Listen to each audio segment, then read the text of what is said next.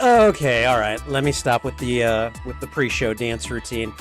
Hey everyone, Spidey Librarian here, and I thought I'd just entertain you guys with I don't know. I was feeling a little bouncy, so I decided to do some bouncing, and my backlight is not on, so let me go turn that on, and I will be right back.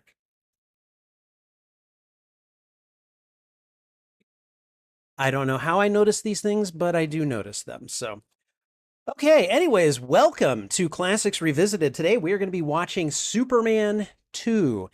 And I'm pretty sure I have not seen this movie since I was in single digits. So it may be 40 years since I've seen this movie. It has been a while. Much like with the original Superman. So I'm excited for that. I think I remember, at least as a kid, this one is probably the one I remember the most because I remember the conflict between Superman and the three Kryptonians. And at some point he gives up his powers, and I I don't know, like I remember a lot from this movie, even though it has been decades since I have watched it. So I'm really looking forward to revisiting this movie and seeing it. So anyways, let me say hello to those of you who are here. I see that Wolf was in the chat. How you doing? Lydia is here. Yes, Lydia, you missed last night's stream. CG, do you remember what I named my Lego character from Lego DC Supervillains? Please feel free to tell Lydia what it was. So, all right, and of course CG is here as well. Good to see you, my friend. Always appreciate you being here. Okay, all right, let's go ahead and we're just gonna go through and get things started. I noticed what else is going on. My flippin' ceiling lights on, isn't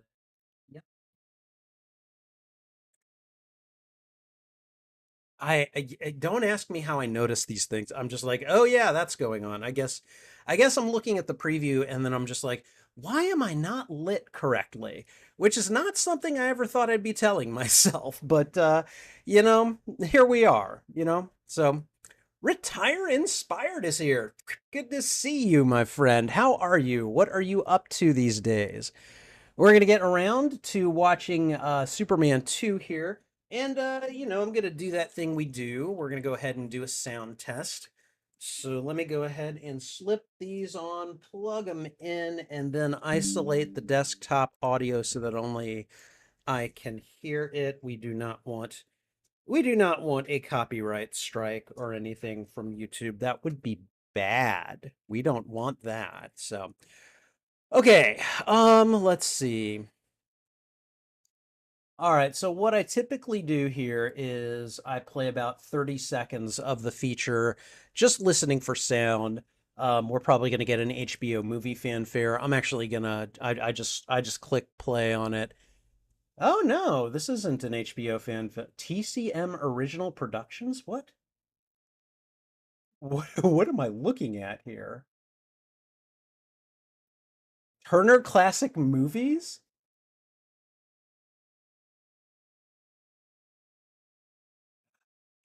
I'm getting a Turner Classic Movies like version of this movie, and there's a dude narrating, like talking about the Superman franchise. It's hilarious.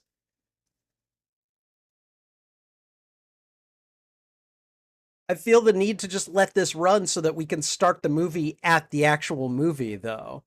Um, yeah, I don't know what to say to that. Let's see. Yeah, he does like it looks like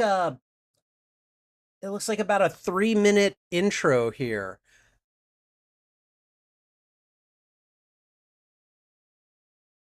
This is hilarious. I love it.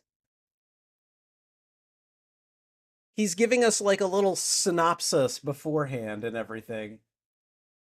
He's just doing that thing where it's like, here's this movie you're about to watch. Here are the basic plots, and you know, I don't know. This is really fun.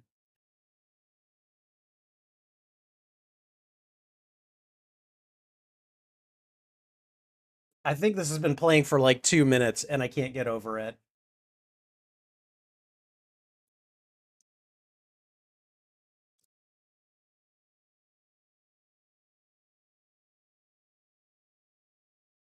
I'm just gonna let this play, and we're gonna start. I think it goes for about 3 minutes, and I'm gonna go ahead and just pause it at the 3 minute mark. I don't think this has any place in our viewing of the movie. So, okay, he's talking about the director Richard Lester. Okay, so The Salkins, I remember seeing their name on on Supergirl. So, right.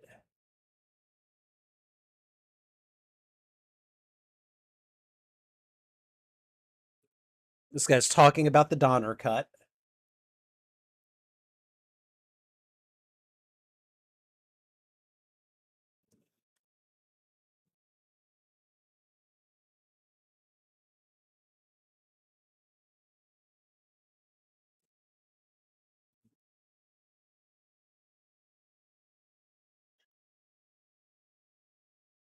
Oh wow, the Salkins sound kind of like scum. Okay. All right, so he just did the intro, and we are about, I want to say we're about 3 minutes and 20 seconds on the timeline into the movie. I'm going to just leave it there because entertaining as this is, I don't think it really has any place in an actual viewing of the movie. So unless you guys think I should absolutely sit through that 3 minutes of this guy talking about the movie, I'm probably just gonna leave it here on the timeline, and I'll click play from there because it's not actually the movie. It's part of a show. It's part of a show from Turner Classic Movies where this, you know, they have someone to introduce the movie and talk about it very briefly before, you know, it's something I do at the library actually. So, and I hear Trouble begging to be let in, so I'm going to let her in. She's being kind of a butt. Hold on. What? What is up? Of course. Of course. Here she is. Hello, you little butt. How are you? Okay. All right. We're going to go ahead and just leave it like that. So, okay. All right. Lydia is waiting for the day 2 hours of sleep finally catches up with her. Oh, it'll get there eventually. Retire inspired. Sam picked up two new consoles at his yard sales yesterday. Nice. What were they? I just got my hands on a PlayStation 3, and the people that I got it from, they just wanted to get rid of it. I didn't have to pay anything for it. Now I did need to order a controller. So I have ordered a controller, but like I have not I didn't pay a thing for it. And I'm just like, "Oh my God, that's awesome." That never happens. So and since my birthday is coming up, should I plan something for my birthday like on the channel? I don't know, you guys tell me. Um but um but yeah, I'm treating it as an early birthday present. I was like to the person that helped me get it, I'm like, tell your friends I said thank you and thank you. And I'm treating this as an early birthday present and thank you, thank you, thank you, thank you, thank you. So hi, Trouble. Guys, Trouble's staring at me. What am I gonna do? What am I gonna do? Ooh, okay. Retire Inspired picked up a GameCube. Not the GameCube is an excellent console, and then an Xbone. I never played the Xbox One, so I don't know. I know it has the nickname the Xbone, and so that's what I call it. So, all right, let me get Troublesome treats so she will stop staring at me, and then we'll get underway. Hi, hi, hello. I love you. Okay, all right.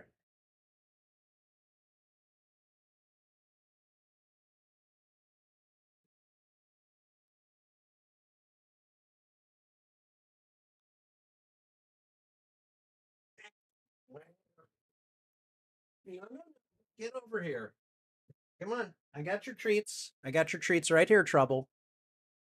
All right, come here. Come on. Let me get it. Well, no, no, don't get this one. This one looks terrible. Hey, baby. Come on. All right, you can have the rest. Okay, there we go. So she should be happy now. Okay. All right. Now, this non Richard Donner cut of Superman 2 is about 2 hours and 10 minutes long. So this is a bit of a long one. So um, I don't mind. This is the Superman movie that I remember the most. This is probably the Superman movie that I like the most. And so we're gonna get to it in just a second here. All right. I think we're gonna go ahead and get started. But before we do get started, let me just go ahead and let you know if you are new here, if you are catching this on the VOD at some point in the distant future, just please know that if you are looking for audio or video from the feature in question, I'm afraid that's not going to happen. What you see here is pretty much what you get, and that is the camera pointed at me while I watch and react to the feature in question. This is a watch party video, so you have the ability to watch it with me. In fact, let me go ahead and move us over to the proper overlay where you can see I have a timer right there. And you'll be able to see where I am in the movie and play catch up if you like. Or if you need to take a break, need to resync things up, well, you'll have that ability right there. I'm also going to make content I'm also going to make reaction video content off of this footage at some point in the future. Now, again, if this is not what you're here for, I understand completely. Feel free to click away. I don't want to waste your time, and I certainly don't want the negative reactions and engagement that some people give when they come onto here and they're like, nobody wants to, nobody wants to see you on camera. And I'm like, I got a handful of people here in the chat right now who beg to differ. So, whatever. In any case, feel free to click away if this is not your thing. I get it. All right. In the meantime, we are good to go, and we will be, again, I did say we will be doing reaction video content off of this footage, so there will be an intro. We'll do the viewing. We'll do what I call the post-mortem, where we review and react to what we have watched, and then there'll be an outro, and then we'll be done. So that's the basics of it.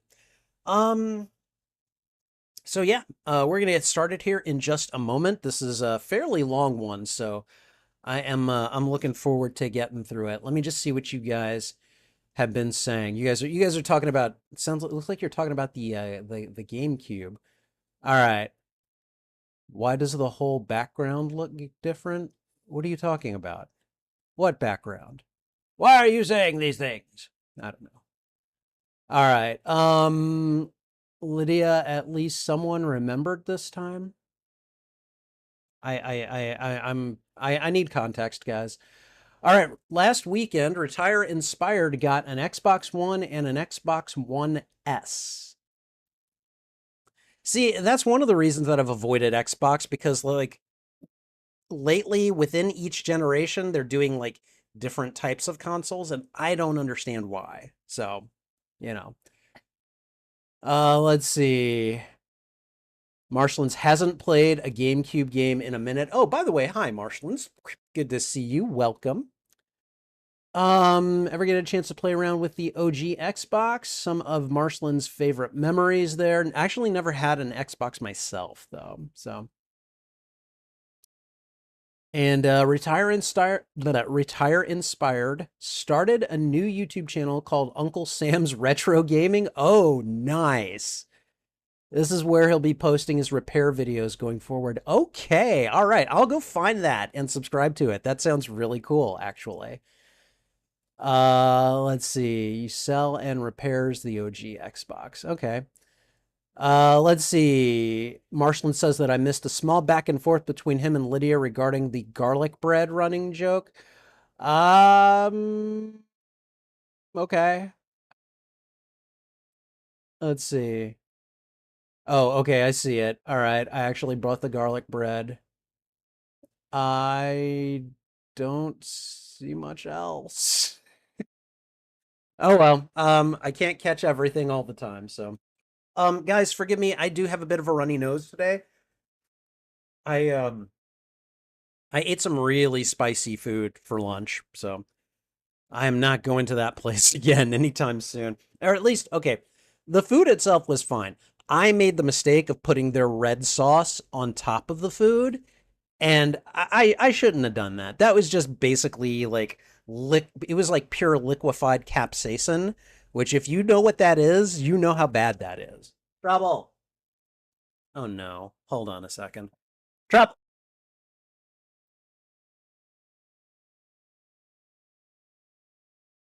You are gonna swallow this. I do not want to take you to the vet. Come on, I'm gonna let you out. Okay, here you go. All right. Sorry about that, guys. Trouble was batting around a piece of plastic on the floor, which I get it. I know she wants to play with those things, but like my biggest fear is that she's gonna like swallow it and I'm gonna have to like run her to like an emergency vet or something, which none of them are ever open on Sundays. Mm.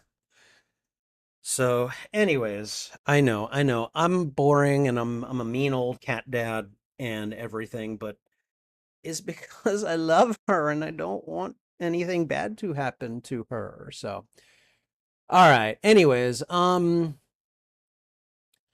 right, let's see.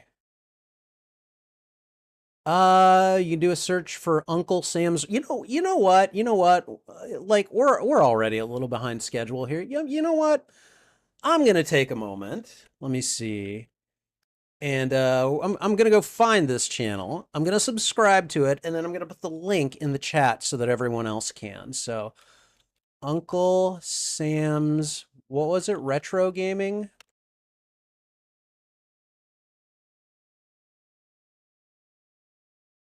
Uh, is it this one of the little man in the top hat and the USA top hat, and he's doing the thumbs up?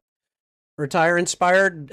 Confirm whether or not that's it. So, all right. Made a similar mistake recently. Was at a Mexican restaurant. Got this bright orange sauce that was hot AF. Oh yeah. Oh yeah. No, no, no. The mystery orange sauce. No, I will not. I'm I'm too old to do those anymore. I will not do them. So but yeah, let me see. Okay, so that's it. Okay, I see it. So here's what I'm gonna do. I'm gonna subscribe to it. I'm gonna go over to the channel. I'm gonna grab the URL, and then I'm just gonna paste it right here into the stream link. All right, guys. So if you guys know who Retire Inspired is, or if you know he is a good dude. I've been to a couple of his live streams, and if you're into retro gaming, go and subscribe to his channel. And that way, when he puts out repair videos, you can see them when they come out. He is a good dude, and you should go and subscribe to his channel. So there we go. In fact, everyone on here is awesome and deserves more subs. So, um, let me know if you want me to put your channel up. I don't think anyone here is a mod. Wolf is a mod, but I don't know if he's still here. So, but like yeah, like go to each other's channels, subscribe to one another, like let's grow together, as some YouTubers say. Okay, all right. I have delayed us for quite long enough. So we're gonna go ahead and get underway, and we're gonna start with that intro that I talked about, and we're gonna do that intro right now. Hey everyone, Spidey Librarian here, and welcome to Classics Revisited, the live streaming show where I watch a classic movie that I've enjoyed and react to it on my YouTube channel. Today's feature is going to be the 1980 movie Superman 2. Oh, excuse me. Please remember that as Classics Revisited is both a reaction and watch party show, this will serve as both a watch party and reaction to the 1980 movie Superman 2. And before I move into it, I need to take my inhaler because apparently my asthma is deciding it wants to act up. So give me just a moment.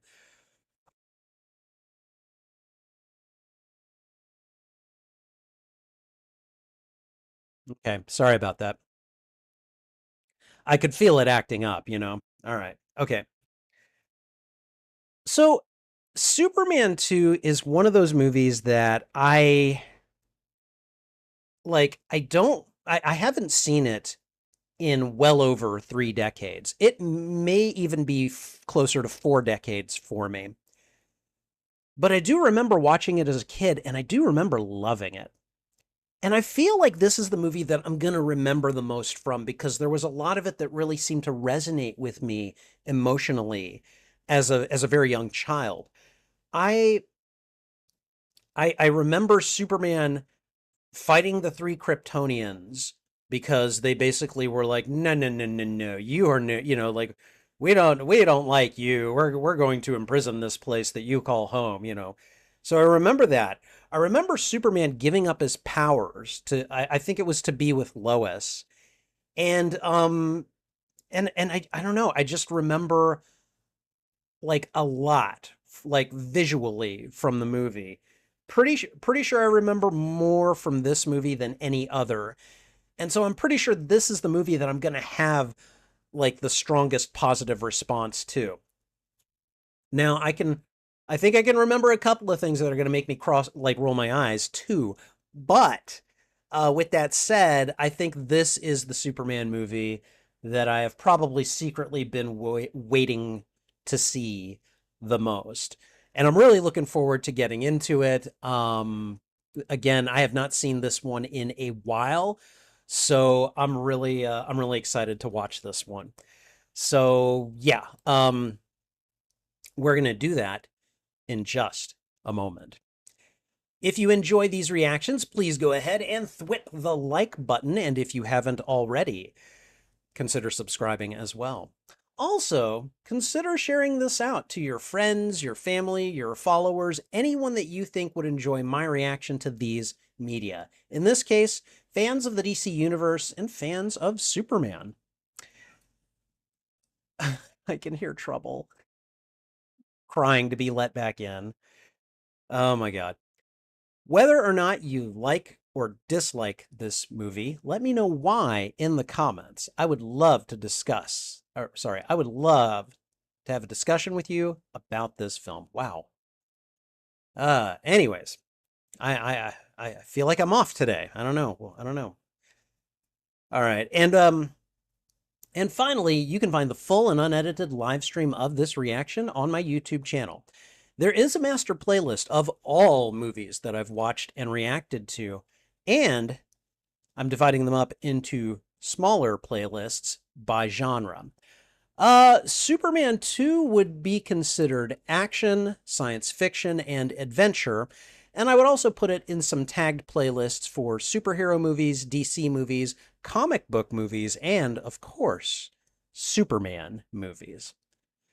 Whichever of those playlists you go looking for, be sure to look for them on my YouTube channel under the category Watch Party. All right, and I think that's everything, so we're going to get started in just a moment here. All right, let me go let Trouble back in. In and out, in and out, in and out. That is what this cat does. Hold on.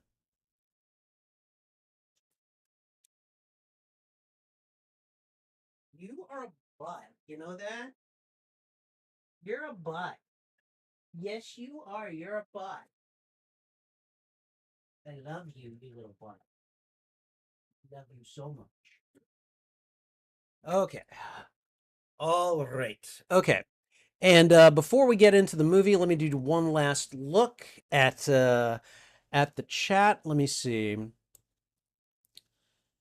Let's see. Retire Inspire says he'll be live tonight at 7:30 Central. Nice. That Central is my time. So, let's see. Marshall's asking if Lydia has a channel. She doesn't trust herself to post anything.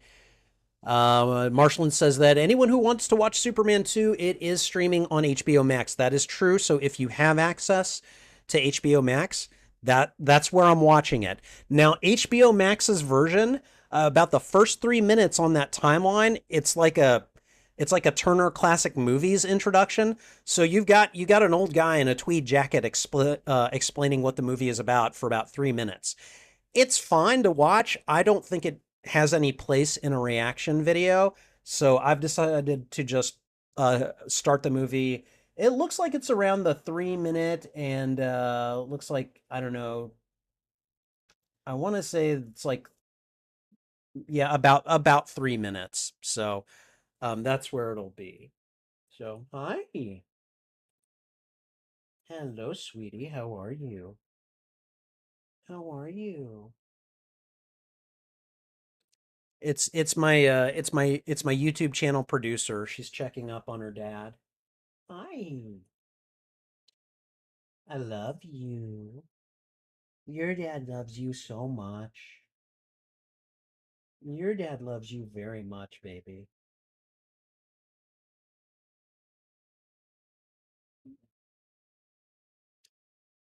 Okay. Let's see. Marshland says that he let's see, I get that took him over a little over a year to find his niche and what he wanted to focus on for his videos. Dude, Marshlands, I'm in the same place still, okay? And I've been doing this for like 5 years. Um, I think you guys will be interested to see what the 2026 streaming program lineup is going to be on this channel. So, let's see.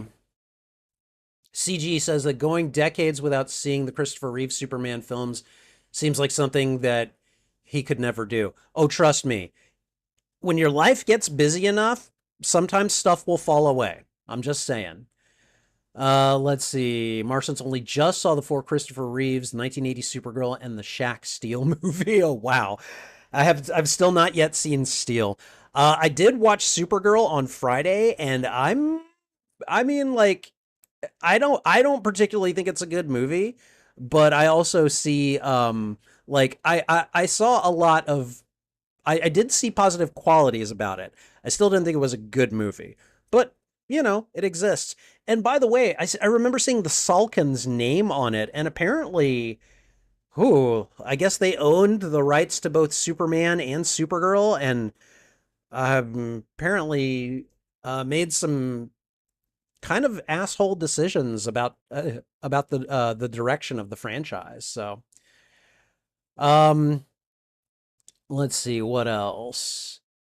Back around July-ish. Oh, okay. All right. In prep for the 2025 movie. Nice. CG saw those less than 10 years ago. Um, okay. Lydia says that she'd like to know more about superhero stuff because she knows more about Greek mythology than anything. Dude, Greek mythology is amazing. And really, I mean, if you think about it, it's kind of the cradle of modern superhero lore. So you've got a good foundation. A game that I recently played and completed, Immortals Phoenix Rising, is like it is replete with Greek mythology. In fact, like you're basically the hero in a lost or untold Greek mythological story where you have to free the gods from the Titans. It's an excellent game that I absolutely adore. So, let's see. CG likes similar reasons that he likes Steel for why he likes Supergirl and Catwoman, which leads me to think I'm probably gonna think that neither of those two movies that now haven't seen are not gonna be good movies either. But that's just me. Retire Inspired is watching all of the Star Trek movies with William Shatner. I bought a box set a few weeks ago. Nice. Have you seen them before?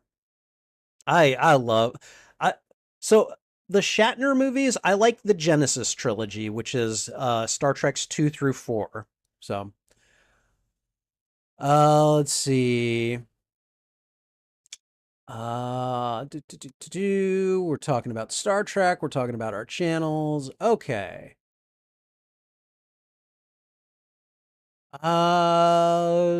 Only thing that Marshlands has seen is the 2009 movie. That's it? That's the only thing you've seen? I will say the 2009 movie is not a bad starting point, but it will skew a few things for you. Like if you watch the 2009 movie and then you're like, "Oh, I like Captain Kirk and Spock. I'm going to go start watching the original series from the beginning, tonally they are extremely different. Just know that going into it. Okay, all right. And again, I've been delaying and delaying and delaying. And I'm sorry, you guys are having such good conversations that I want to join them. So, All right. Okay, we ready to do this? Let's do this. Let me see. All right. I think we're good to go. Let me go ahead and get out the script for my timer and then just make a couple of quick adjustments. And then we are going to be in business. Okay. All right. So you guys know the way I do things. I will put out the let's go and then the thwip. About a second after I do the thwip, I will click play on the feature. Now, please remember, I'm about 3 minutes into it. I've gone past the point, like where it cuts to black after the guy says, "Here's the movie." That's where I've paused it. That's probably around the 3 minute mark. HBO Max is not exactly great at telling you where you are on the timeline. It's a minor issue that I have with them. But so yeah, I would say about 3 minutes. I'm gonna go ahead and just put a couple of minutes on the timer. I know this one will not precisely line up with the feature, but I don't know. Um, we're just gonna have to live with it for today. So just remember, if you are tuning in and if someone new tunes in and tries to, and they're like, I'm way behind, just tell them to move forward by about 3 more minutes than what's on the timer, I guess. I don't know. I don't see it coming up, but if it does come up, it'll be a thing. So, all right. Okay. Let's get this underway. All right. Let's see. Okay. All right, everyone. The 1980 movie Superman 2. Here we go. Ah, I forgot to put the extra 2 seconds on, but oh well. And I immediately got the HBO um, fanfare as soon as I hit play, so that's where we are.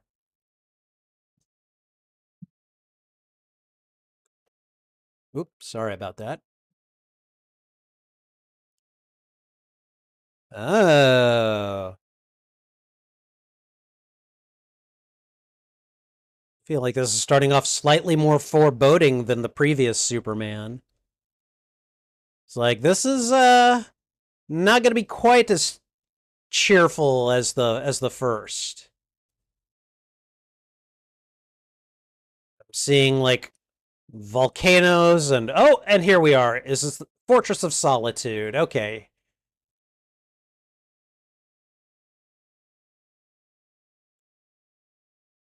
Okay, now it's rising to epic. All right, here we go. What do we have in this little dome?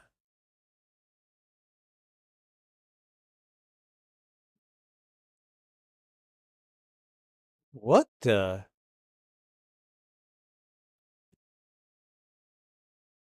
Oh, we on Krypton?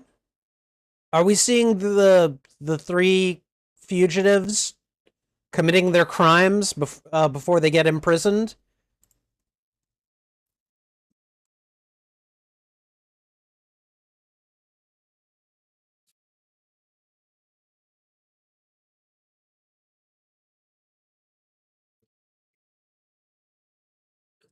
I'm sure I'll find out what they did exactly. And now you're imprisoned.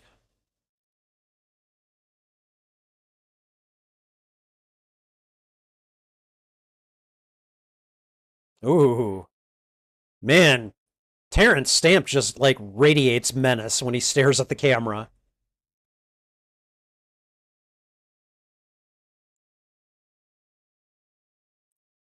Non? Oh, he doesn't talk.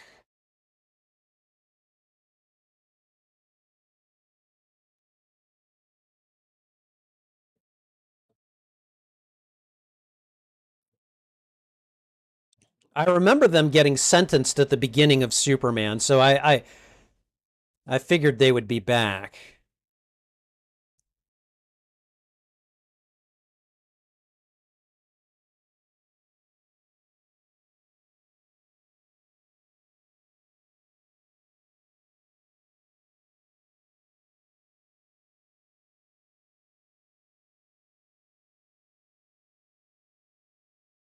Oh wow, talk about contempt. They're getting imprisoned and sent away, and Jarrell is just like, yeah, no, no, no, I'm gonna get you someday, boy.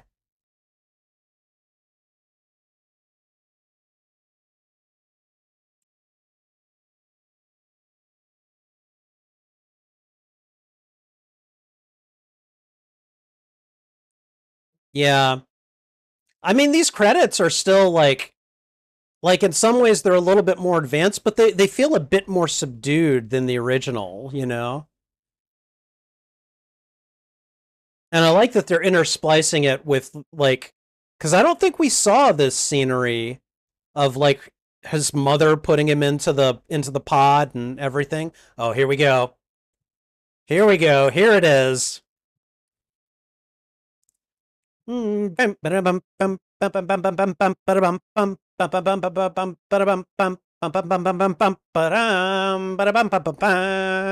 God. Oh wow. Oh Jesus, we just watched Krypton blow up during the opening credits. Holy crap. This music right here is like tied into my emotional DNA. Like like Spider-Man is always going to be my superhero love. Like he's like the superhero love of my life. But you could probably fairly say that partially due to this piece of music by John Williams, Superman is probably my very first superhero love, you know?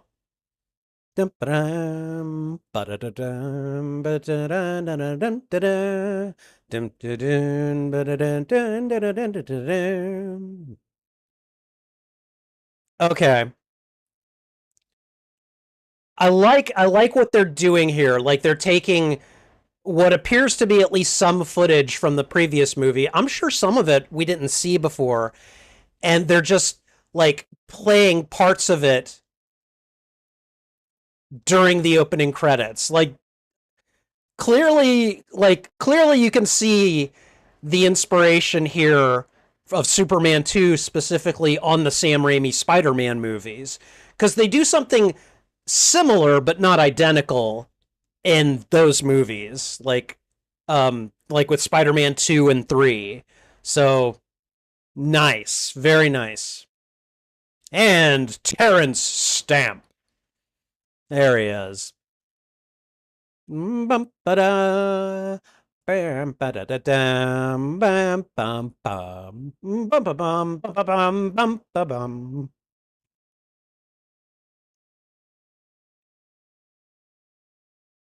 Okay. Yeah, I like the footage from the first movie. It feels like it's like B-roll that they're playing here. And there's his first time suiting up. Well, was that his first time or was that his first time publicly suiting up? I don't remember.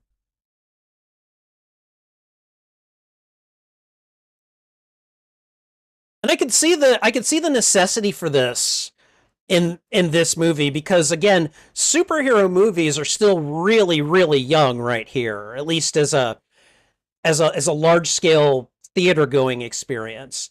And so I could see the need to remind audiences, okay, this is what happened in the previous movie, like previously on Superman. You know what I'm saying? So yeah, no, this is great.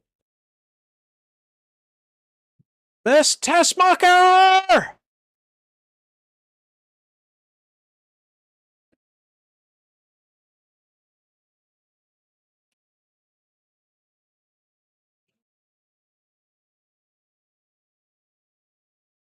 Oh God. Oh god, do we have to show this part where Lois dies and he does the he flies around the planet to reverse time? Like, don't get me wrong, I love these movies. That was freaking ridiculous, okay? I'm like, what? Come on, man.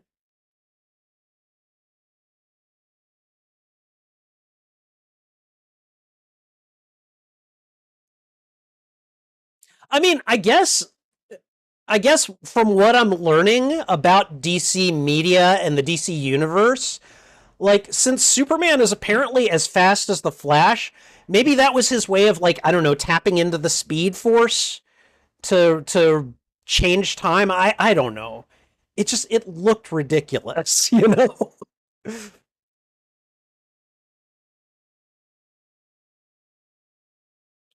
All right, directed by Richard Lester. Here we go.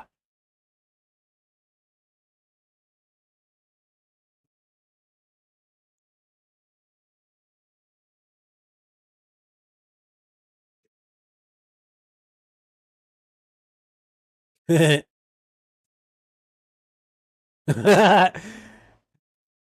love Christopher Reeve's Clark Kent. He does such a good job being the tall bumbling guy.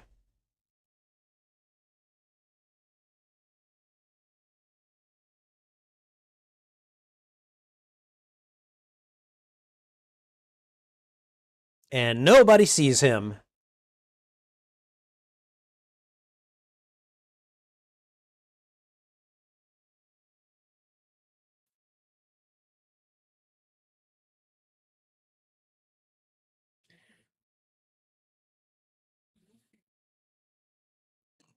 Who came first? Perry White or J. Jonah Jameson? I'm gonna guess Perry.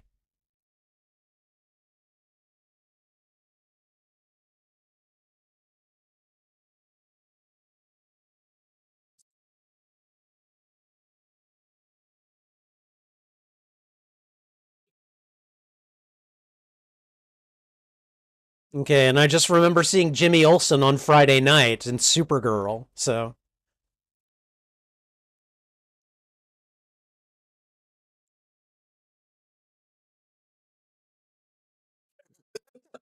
that's why they call him terrorist, moron. Come on.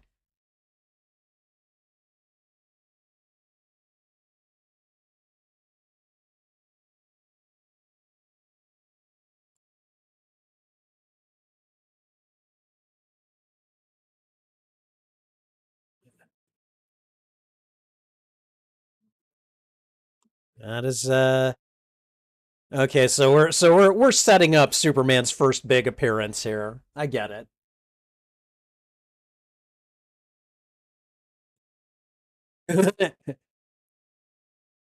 He's already doing something, Mr. White.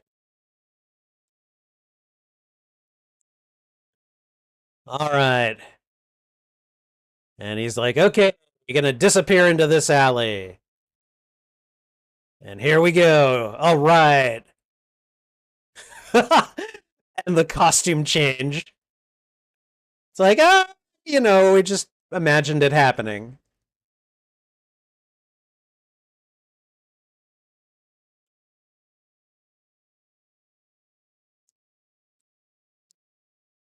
And everyone's speaking French here, including Lois, trying to at least.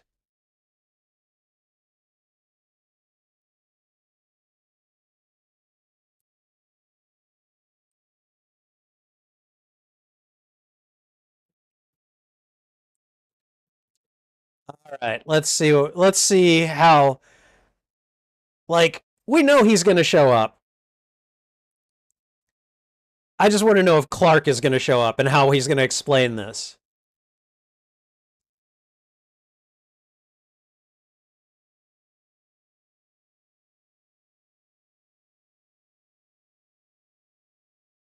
How did she not know they had a hydrogen bomb by this point? She should know that.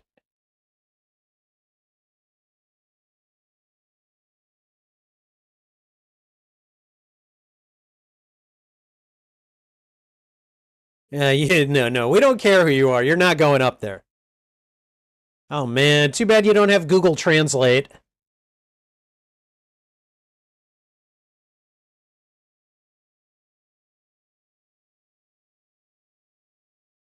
And she just goes,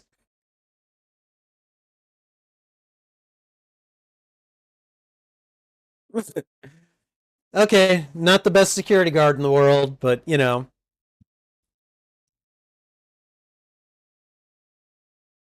she's like, I'm taking the stairs.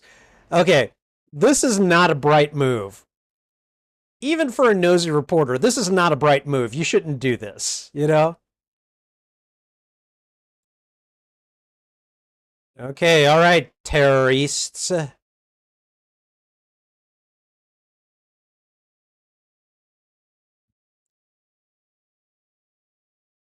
What is she doing? Like, she's a reporter. You're supposed to get the story. You're not supposed to fight the crime. Oh my god. Yeah. Come on, Lois. Haven't you seen Ghostbusters? Oh, wait, that's 4 years from now. Never mind. So she is just going to get herself put in some dangerous situation that Superman is going to have to rescue her from.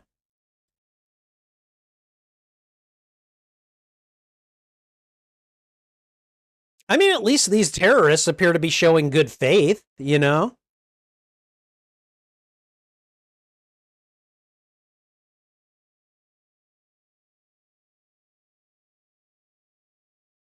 Are you serious?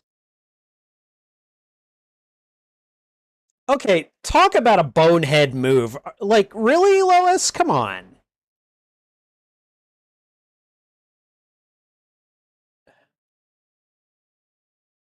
I don't even have the words.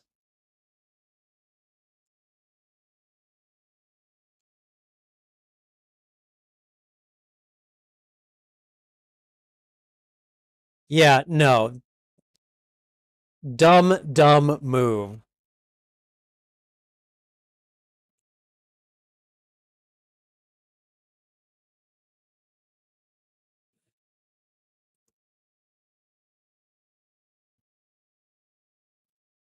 Uh-uh. Oh my god.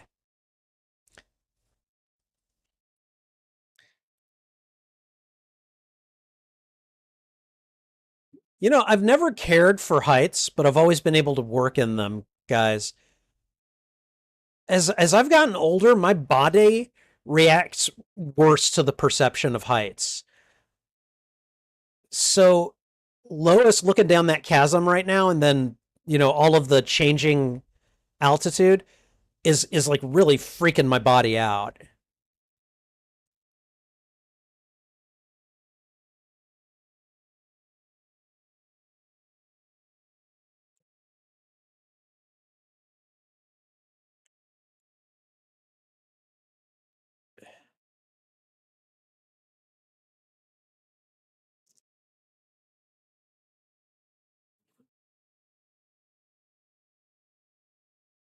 These guys, what are they going to do? Are they going to pick off the terrorists?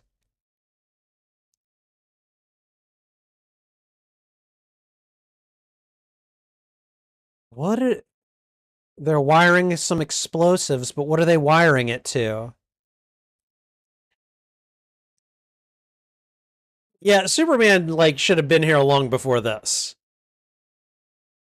Like, can't he like fly at the speed of light, or is that just something I'm? Is that just something my brain decided?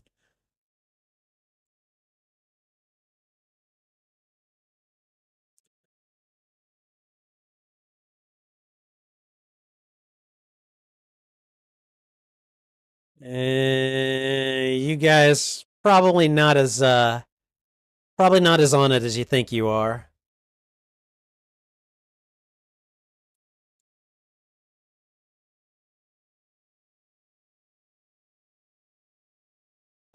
Yeah, I was gonna say Lois is on that elevator.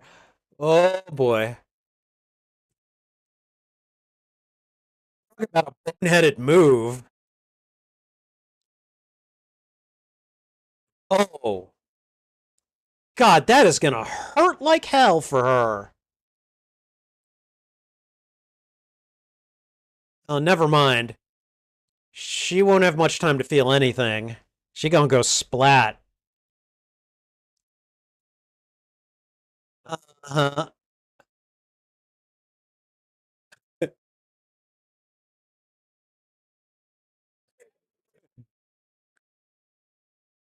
Moronic move. That's how you get yourself into this.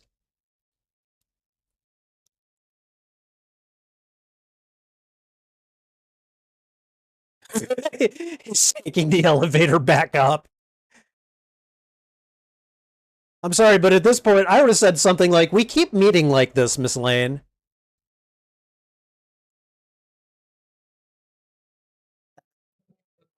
We just took the bomb into space.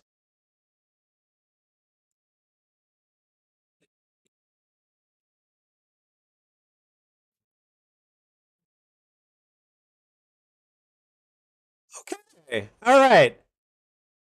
That was a good move, actually. That was a really good move. And he got knocked back by the. Wait a minute. Wait a minute. Whoa, whoa, whoa. Are you telling me that the three Kryptonians just happened to be drifting along close by where Clark threw that bomb? And so the shockwave has detonated their prison and let them escape. That is one hell of a coinky dink. Okay, that's all I'm going to say. But you know what? Comic book movie logic. Let's just, we're just going to go with it. We have to create conflict, I guess. However artificially.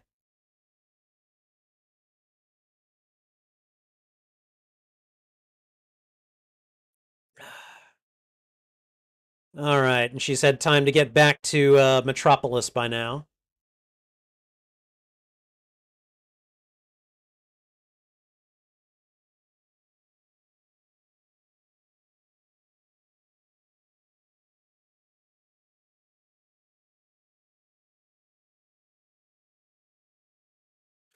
Yeah, but I don't like crosswalks, you know?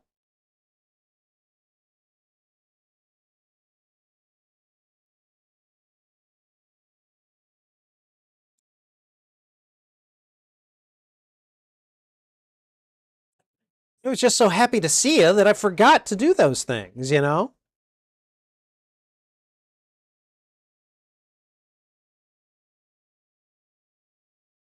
Oh, yeah, right. She's still smoking. Okay.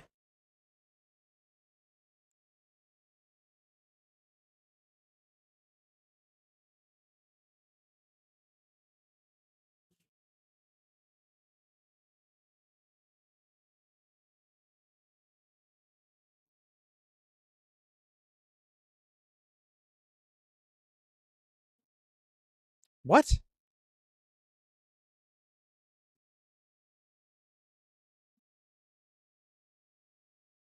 Maybe you should take the cancer stick out of your mouth. That's a good way to get healthier.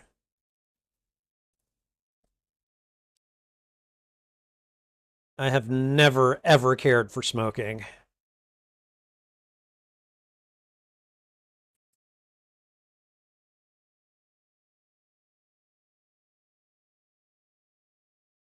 Oh, boy.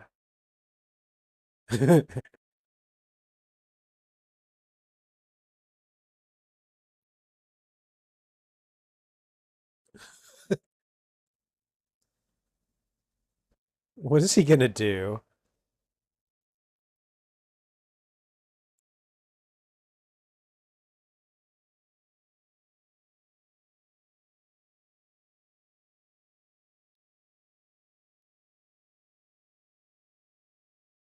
Oh, okay. That's kind of sweet. Right. Oh, did you see his face fall when she said friends?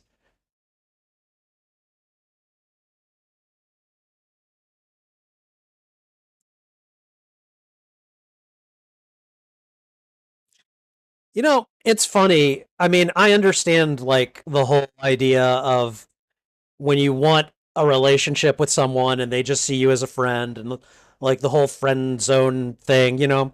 Here's the way I see it, okay? There are definitely women in my life that I am very attracted to. And a lot of them don't feel the same way about me, which is fine, you know. But it took me a while to get to the point where that's fine.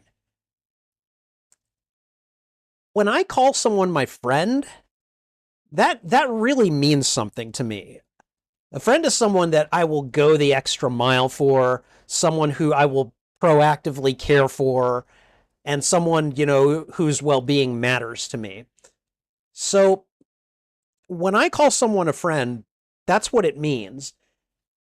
And when when someone who I am attracted to says, "Well, I think of you as a friend," that's how I take it. And that's why I feel good when they say something like that, even if it's not the thing that I'm looking for, you know? It's like, yeah, okay, I like that. Thank you. You know, I don't know. I feel like the whole thing about like people talking about the friend zone, it's a fairly recent thing and it's like friendship is good no matter where it comes from and you should be happy to receive it whenever it comes from a genuine place. I don't know.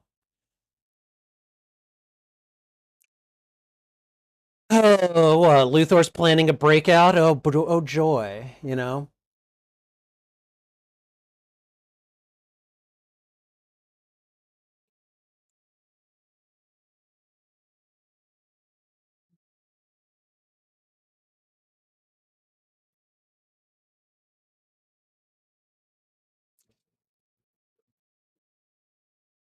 Luthor seems a bit more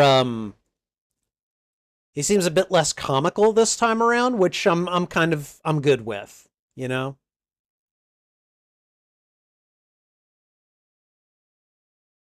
What guys? What are they up in space? Excuse me.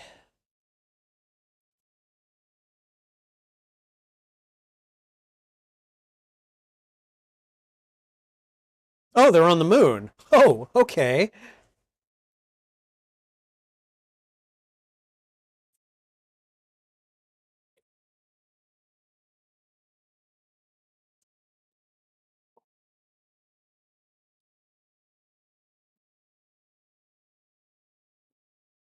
Uh-huh, very funny.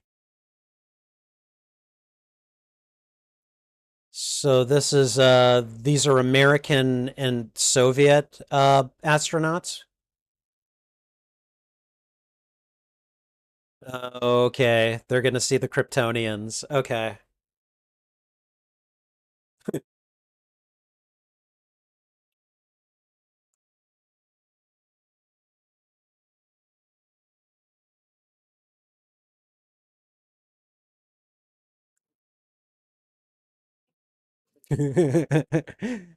uh, I'm sorry, what? I'm sorry, you've got a girl out here, what?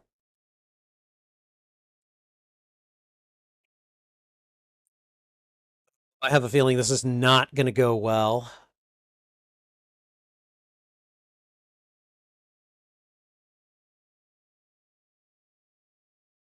Hi,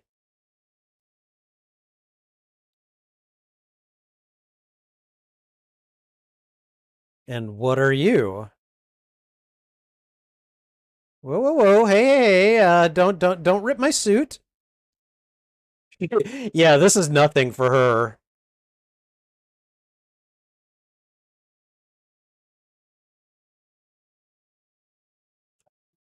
Are you serious?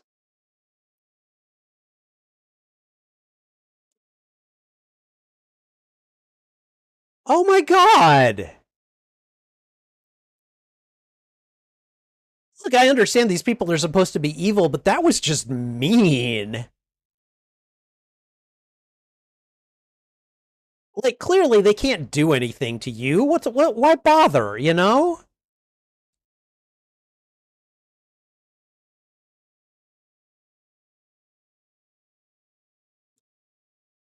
What? Uh-oh. Oh boy, here we go.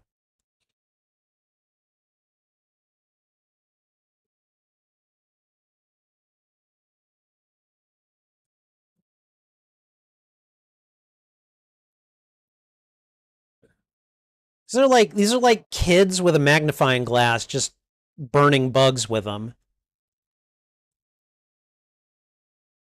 Oh, these poor astronauts, man. He's like, we're getting out of here. We don't have time for this. I mean, that'd be my instinct too. It's not going to matter to this guy.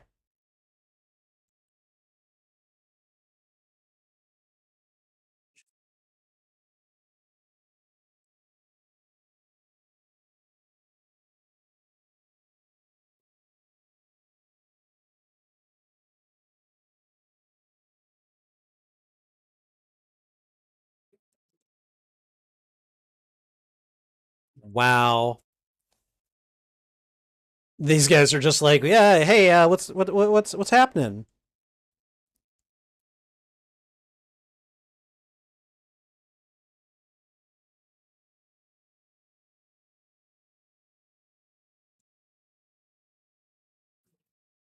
Earl.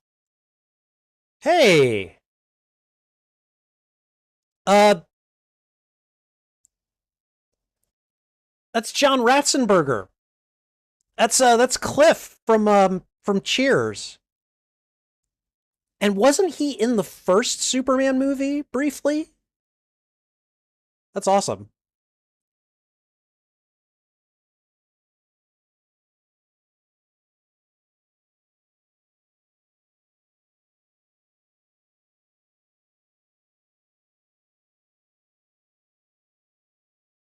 Well,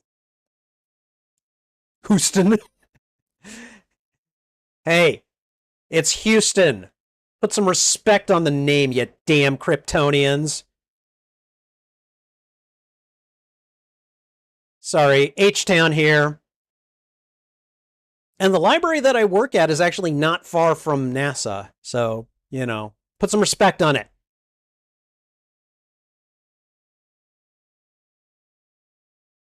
Kryptonian criminals.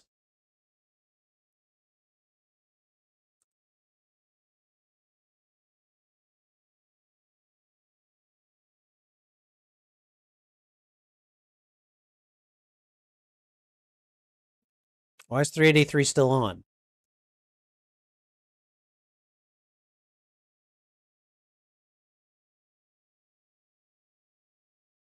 Okay, it's Luthor. Got it.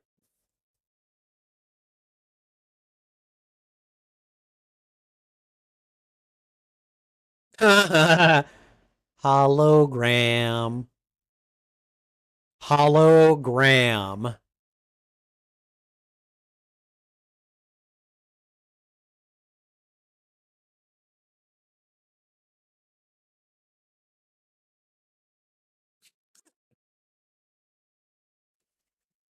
Um, why would you do that, you moron?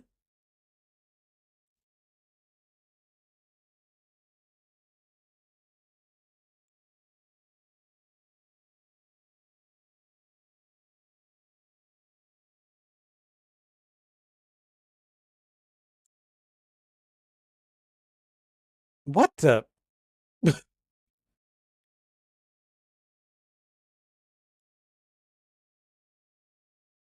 What is this? It's a ladder to what?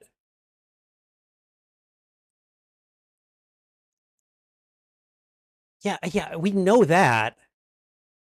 Oh. I was like, what is floating in the air and not making a whole bunch of noise? Hot air balloon. Of course. All right.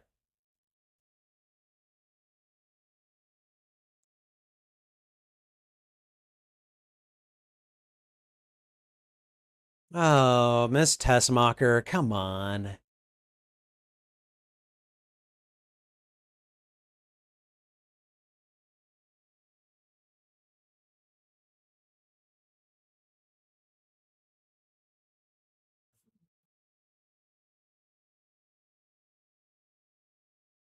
Is he pulling it down?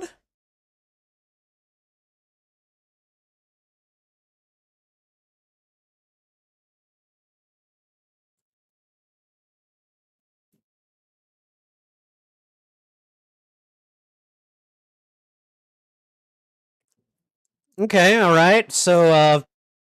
So a fat joke. All right, got it.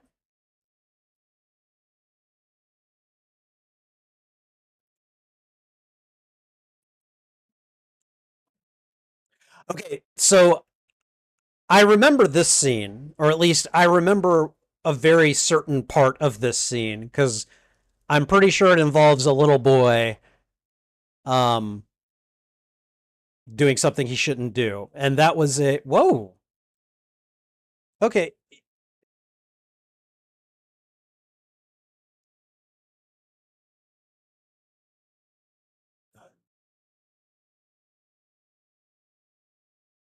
are they're okay, so they're undercover, I guess. I don't know. I was like, they sure look cozy for people who aren't dating.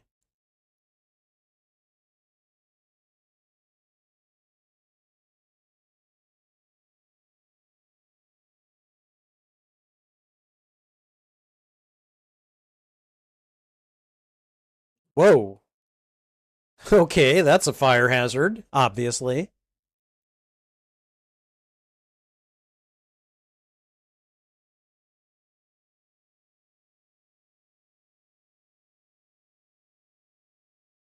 Good God.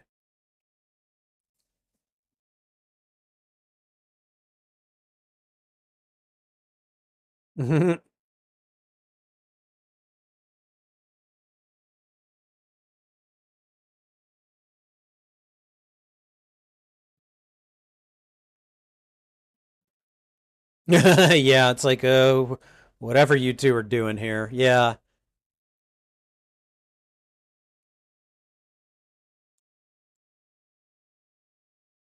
I mean, it's journalism, Lois.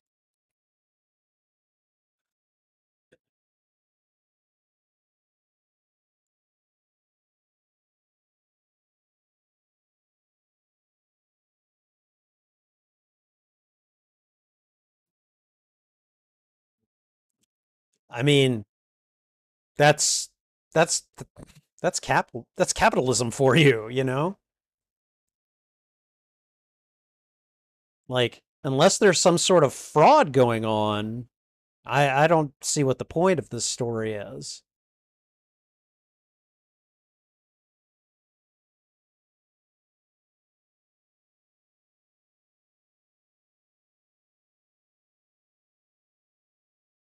Mhm. The shoulder pat,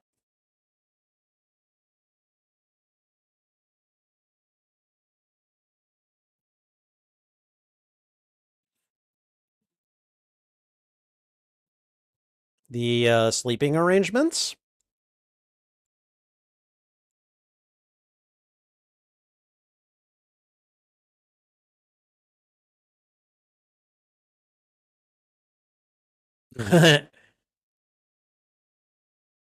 Whoa.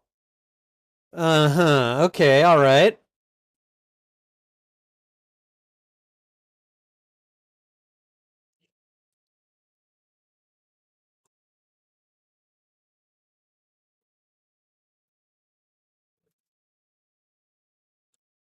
Oh dear God, dude, she broke you out of jail. Be a little nicer to her, Jesus.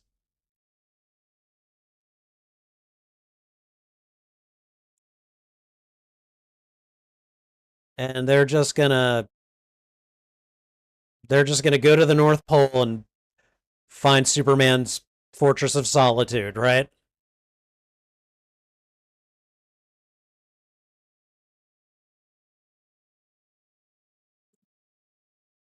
Oh yeah.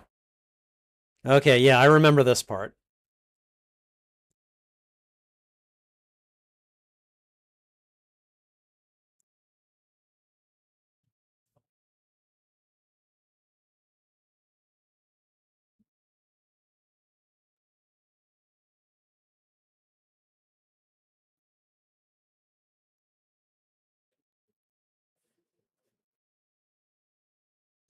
They let go? What?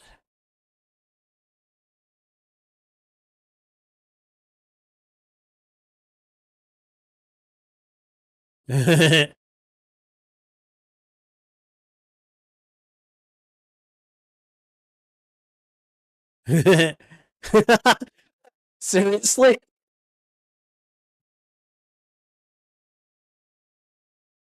Yep. I remember this part. I remember this part very much. Rambunctious kid, you know?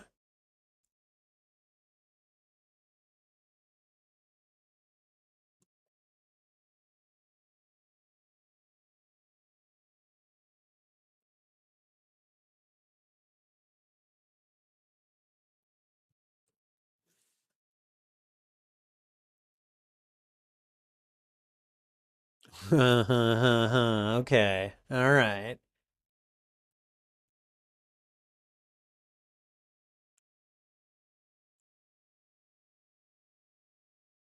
Okay. Hot dog time.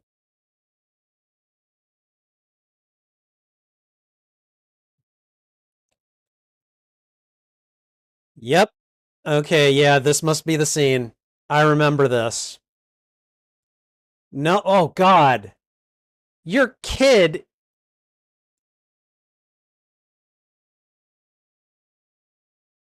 Oh, oh, there he goes.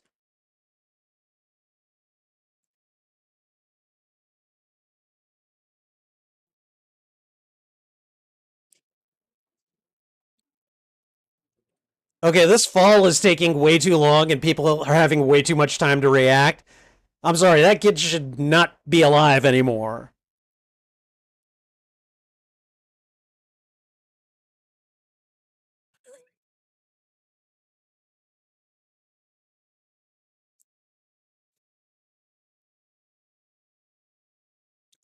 He's Jewish. I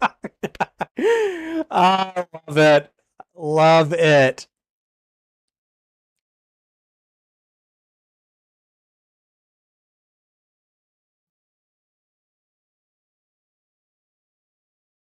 Only one ride to a customer. Are you serious? He he almost died. And I'm sorry, Mom. You should have been keeping an eye on that kid, all right?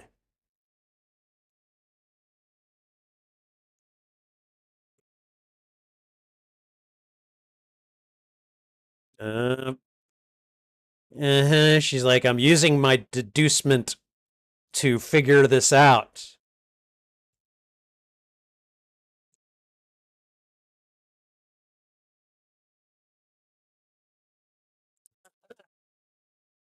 Dude, where's the orange juice? Where's the fresh squeezed orange juice?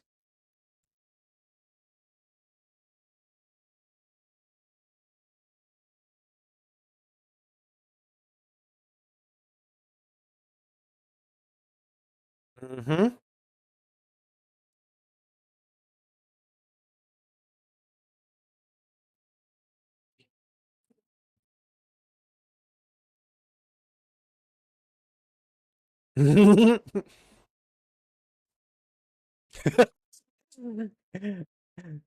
He's doing every little thing he can to deflect. Like, oh, so you don't want your orange juice, huh? No.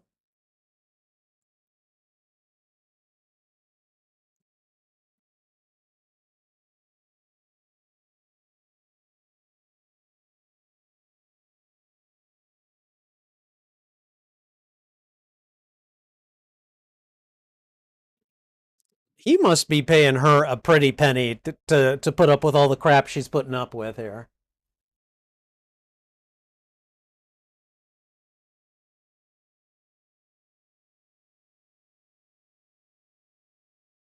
And I mean, like, okay, their wardrobes, did they happen to have extra sets of clothes in the hot air balloon? Or the frickin' snow scooter thing that they had? Like, come on.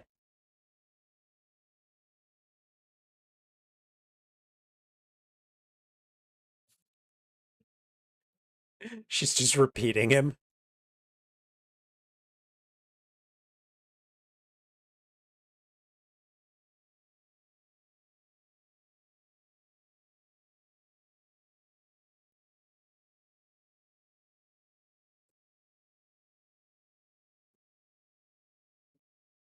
Oh my God.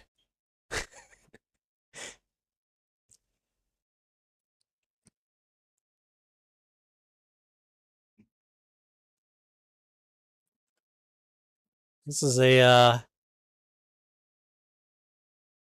she- first thing she does. She just picks up a control rod.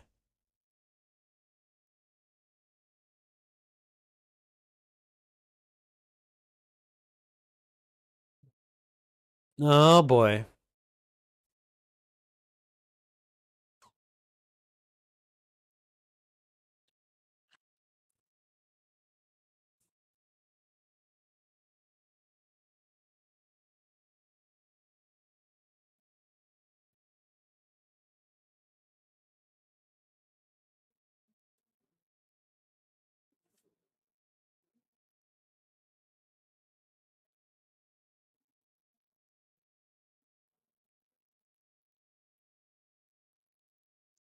Oh my God.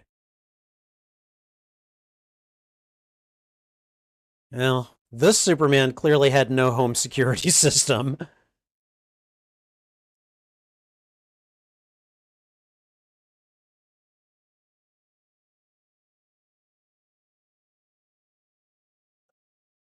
Oh.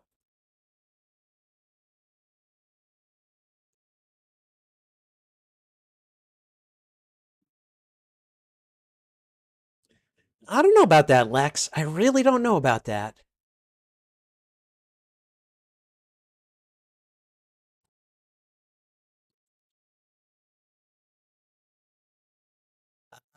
Uh,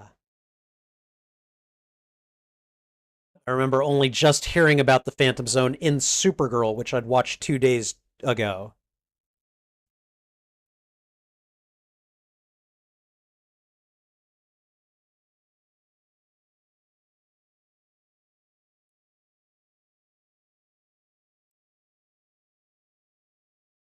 You kidding me? The exact frickin' thing that super. Oh my God.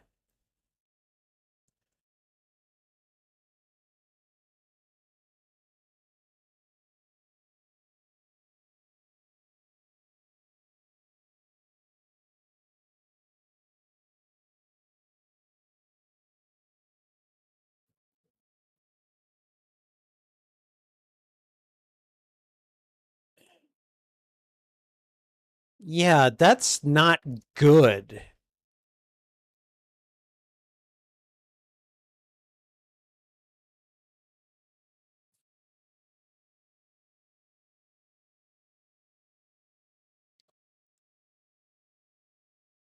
Okay, all right. This Lex is kind of dumb. That is a terrible assumption to make.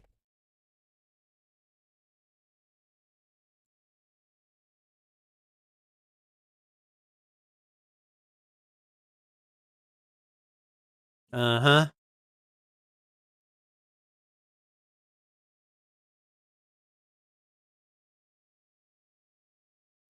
Ooh, she got him.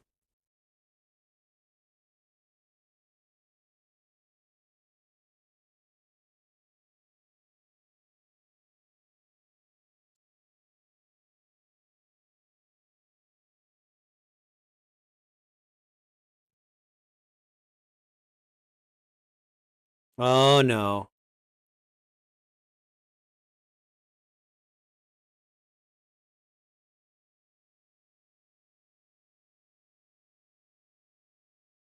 Are you serious? Wow.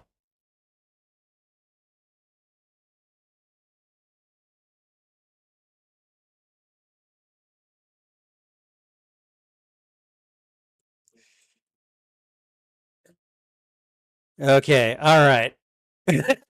Yeah, he's like, no, no, no, no, no. We can save her without turning into Superman here.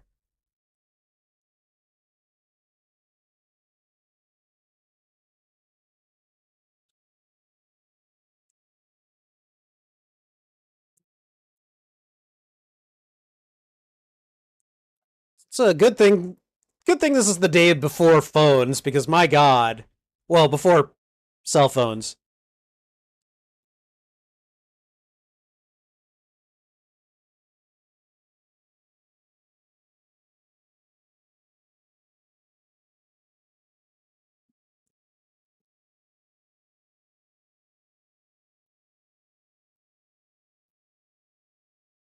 That's still a hell of a gamble right there.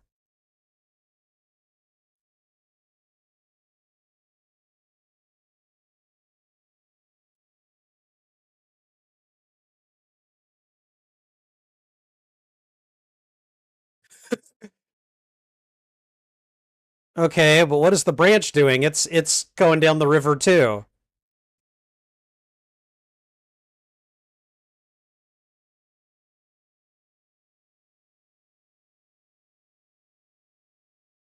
Okay, so by grabbing the branch, she was a I whatever. I'm just,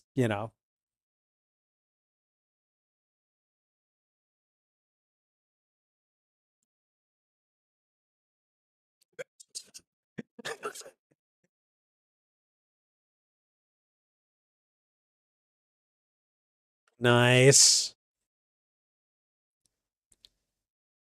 The lengths that he will go to protect his identity.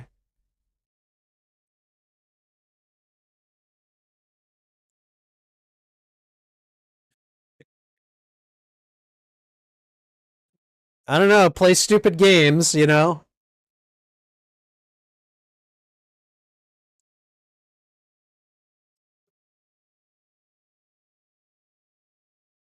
like, oh, here's a planet with more of these squishy little creatures.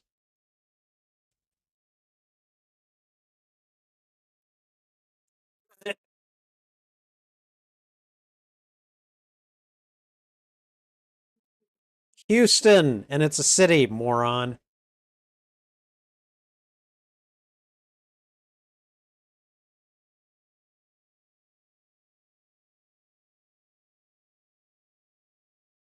Okay, literally walking on water.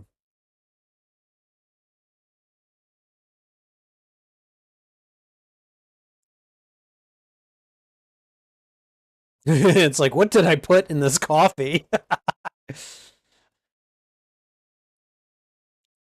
Planet Houston.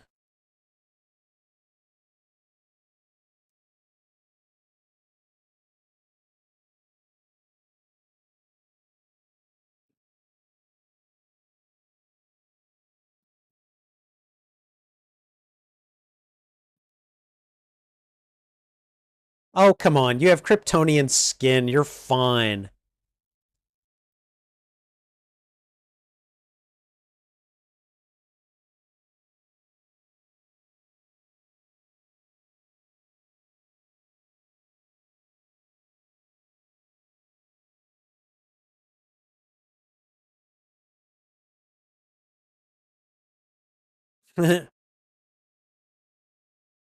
Him, not so much. That's interesting.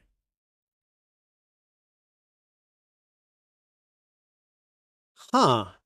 Okay.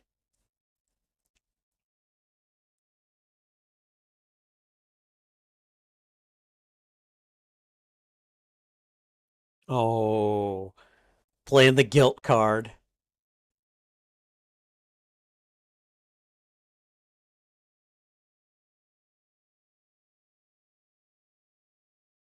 Oh, you don't need to say anything to Perry. Come on.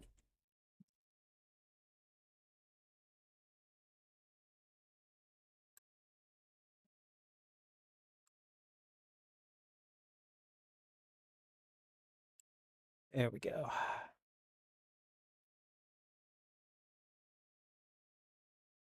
Oh, oh.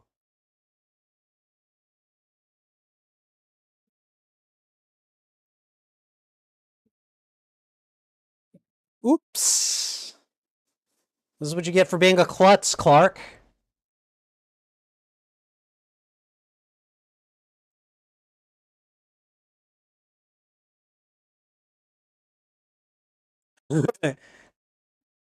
Damn it.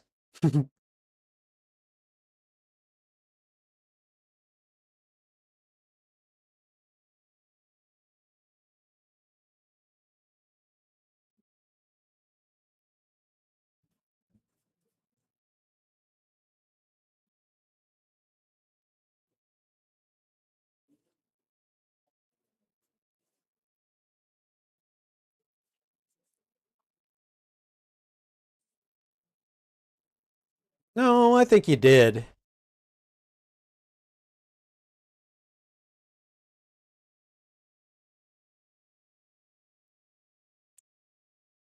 Well, cat's out of the bag. Yeah.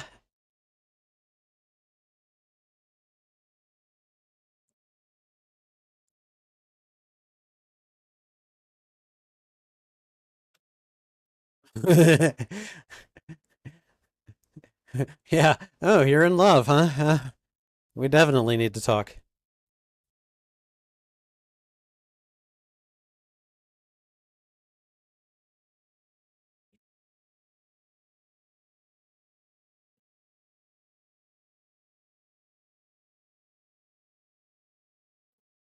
Mm, It's less a question of where and more of a question of when, I would think.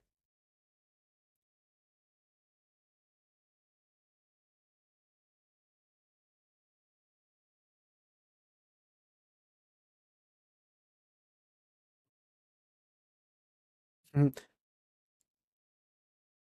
yeah, I mean, if you want, you know.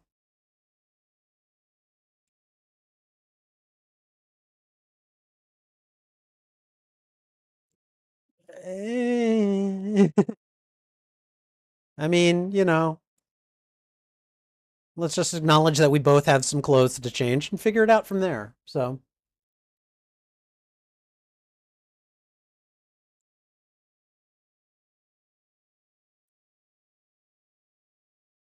okay, what is going on here? Who are these? Oh boy.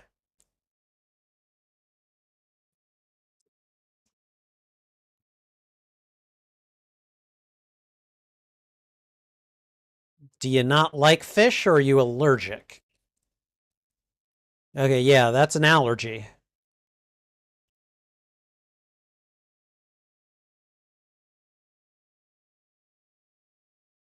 What?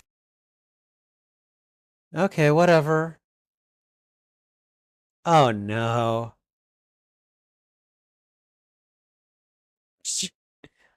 Those Los Angelinos standing in the road again. Hippies.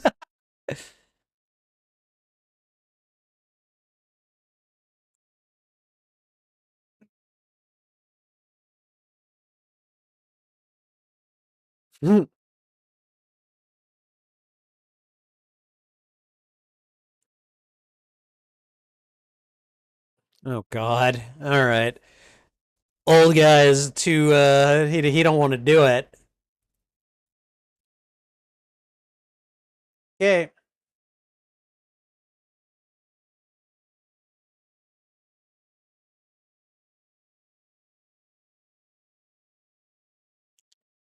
Lady, the hell? What is it with her and ripping badges off of people?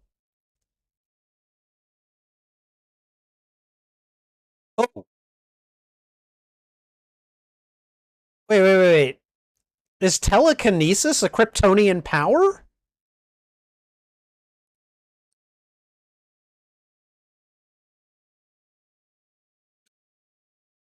Just blew himself away and didn't go anywhere. Yeah, we call them boomsticks. Well, one of us does.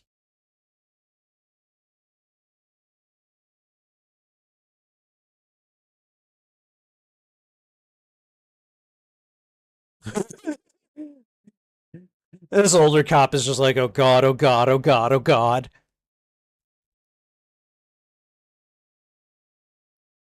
Well, why'd you have to take that?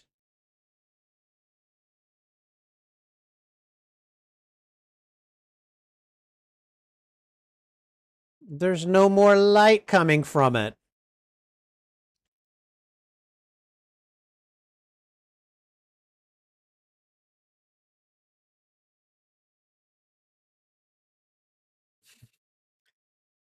Yes, of course, we need to recreate this the romantic flying scene from the first movie. I can only imagine how that won people over.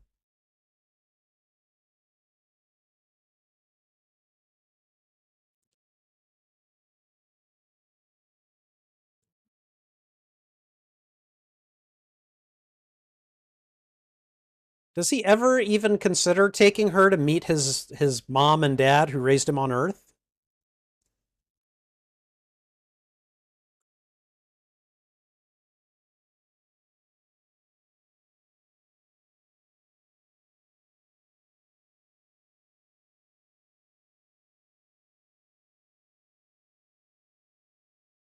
Let me show you around my crystal castle here.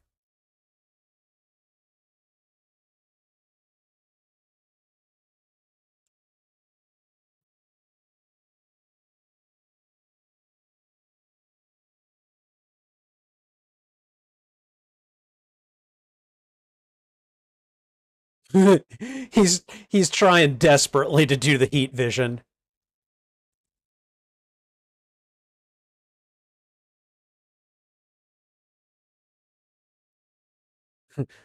I can do it, you know. Deep, deep, you only that's funny.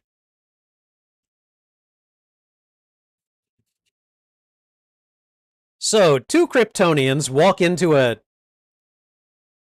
well, I guess this isn't a bar, but you know.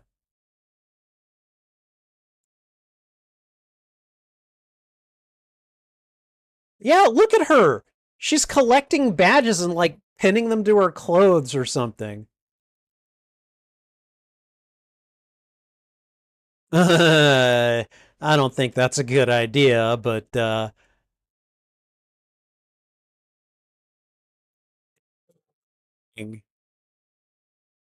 Zod is just like, oh my god, I can't take you people anywhere, can I? That's what he's thinking.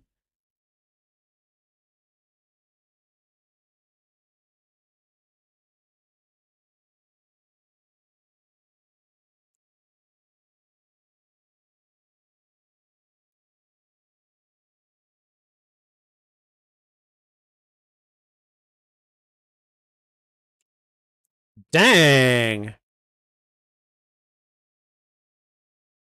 it's our friends. We're just gonna leave now.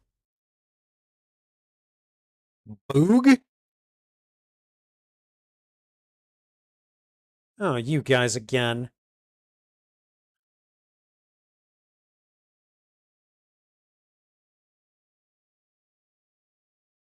You look like you're bored at everything, Zod. No offense.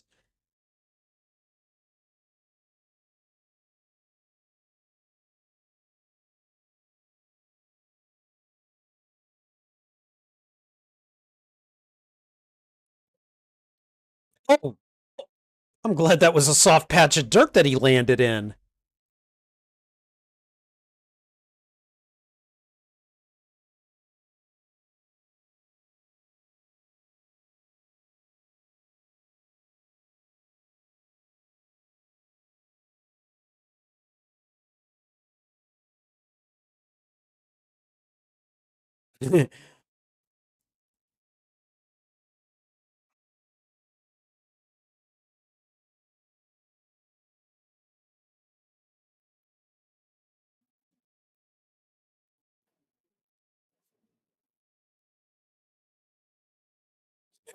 She's very much just like, oh my god, I need to just.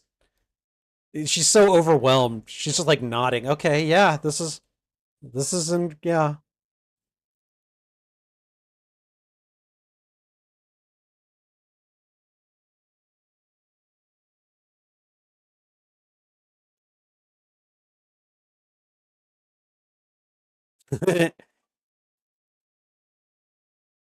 Sky's the limit, huh? All right, let's let's go have dinner in Paris, and I don't know. What is he doing?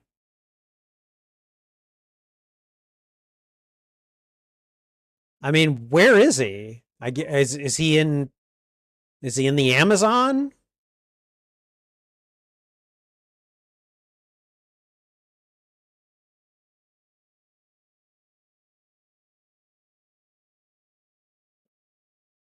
Whoa. Yeah, sure.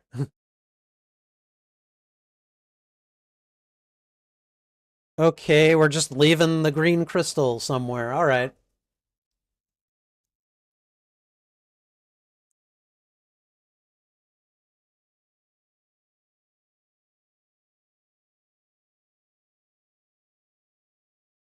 Oh,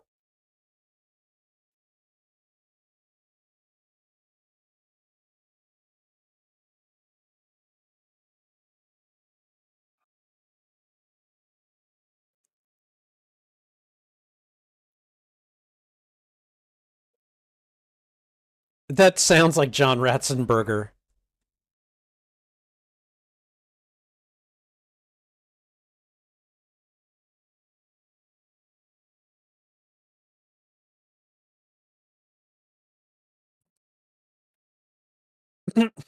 You may continue.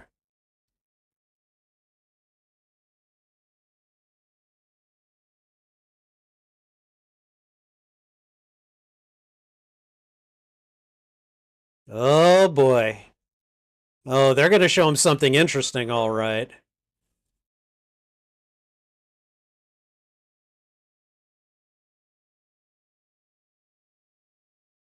Oh, looks like Nan has finally mastered heat vision.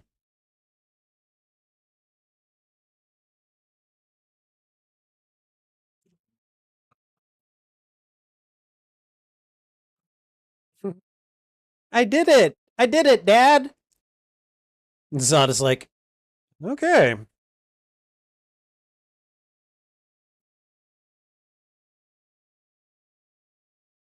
All right, not the ice breath. The redirecting the wind breath.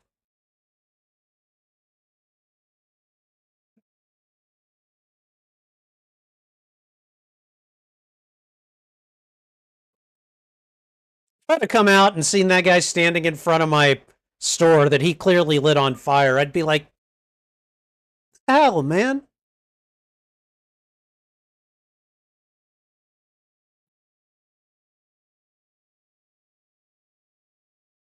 Oh my god.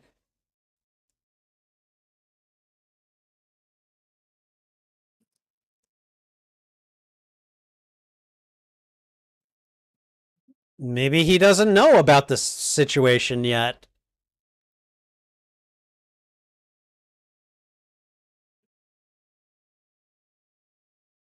Is it gonna explode? Is it gonna.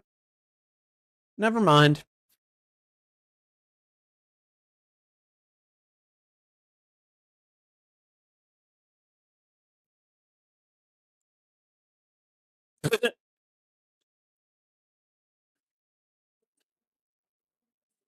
They are unimpressed. They're just like, these are so cute.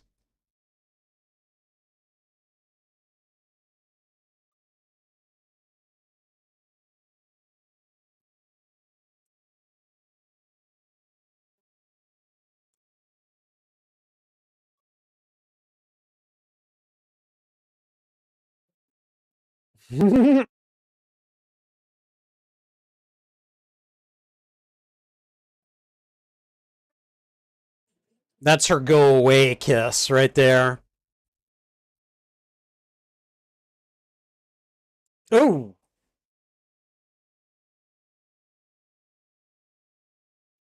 that helicopter must have had a lot of fuel in the tank.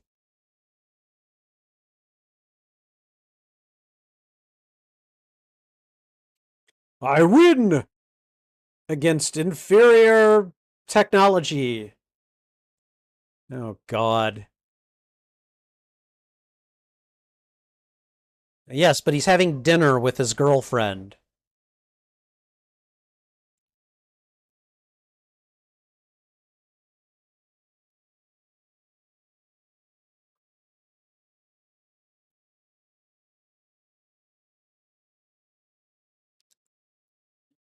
I may sneeze way more than Lois does, but I don't drink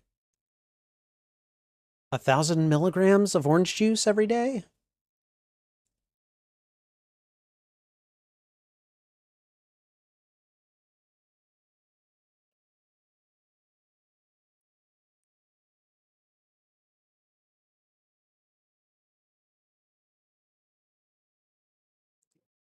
Mm, yeah. You probably need to talk to Batman about this kind of thing.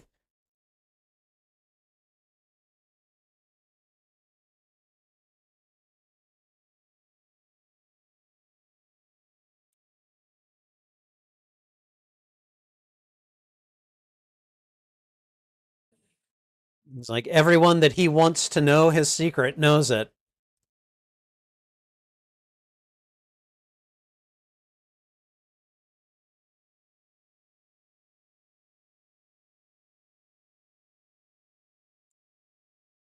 Oh boy.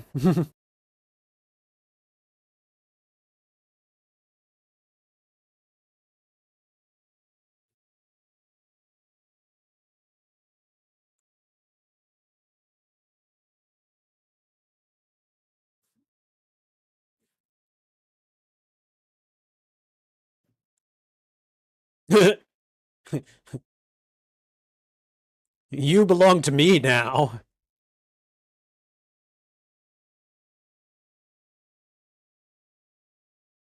Wow.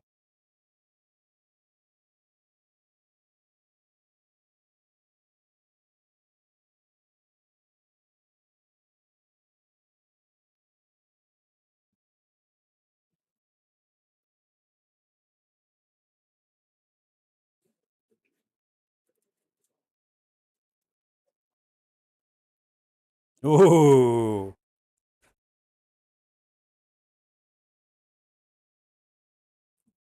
Wow. Excuse me. Oh.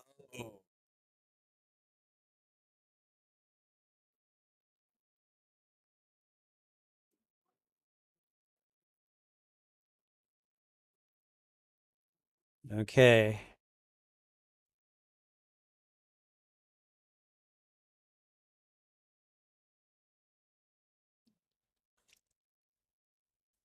But why?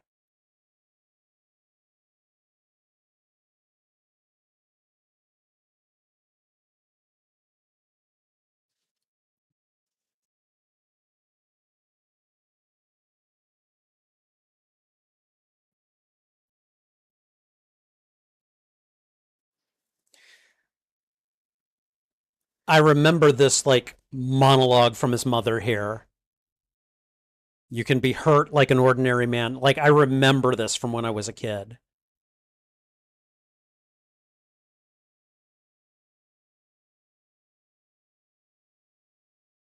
Oh.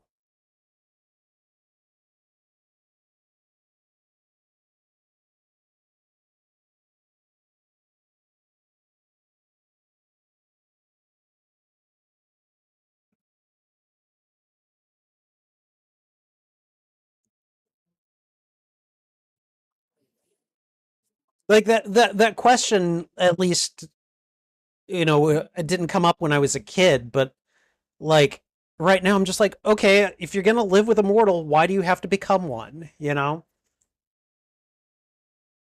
And I'm sorry, shouldn't he have maybe discussed this with Lois first? I'm just saying, Like the world has come to rely on Superman and you're just taking it away seemingly at a whim?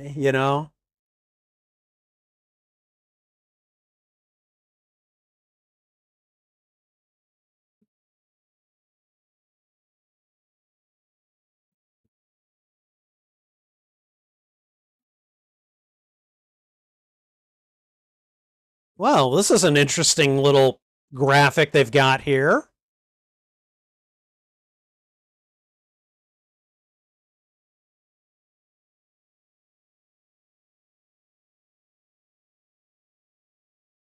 Like the overlay of the musculature of his face and everything.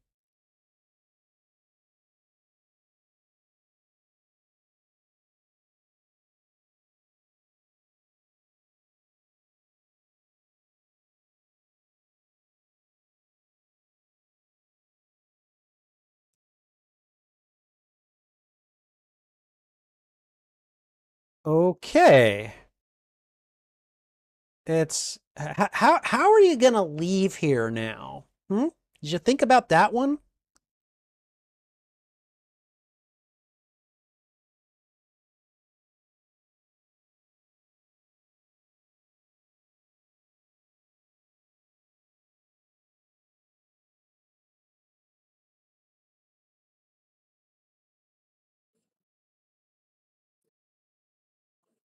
Yeah, I don't know. For some reason, as a kid, I didn't think about this, but as you know, like watching it now, I'm just like, why would you make such a big decision like that so whimsically? You know,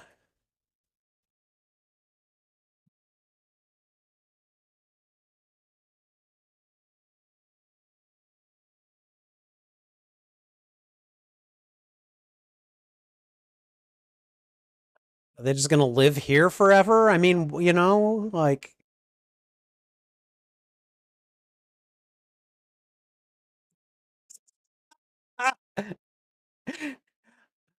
oh wow, Mount Rushmore is now Mount Krypton.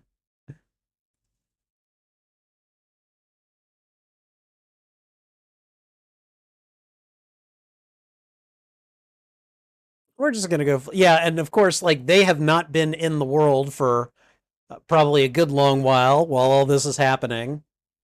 And this is when he's needed most. Like, wow, there are three supermen terrorizing the planet effectively, and now he is not even, you know, super powered anymore. Yes, yes, we get it. They slept together. Why? That's not surprising.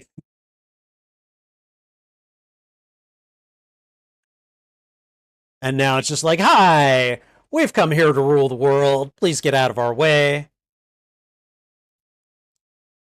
Ursa, would you just at least do him the courtesy of stealing his badge before you throw him through the roof? Come on.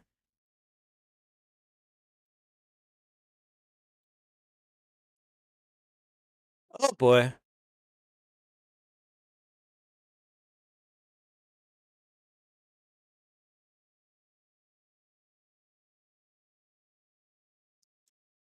Well, that was kind of a boneheaded move, but sure. Oh.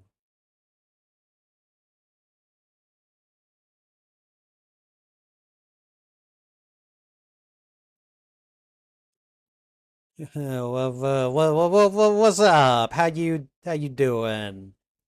Um, you're under arrest.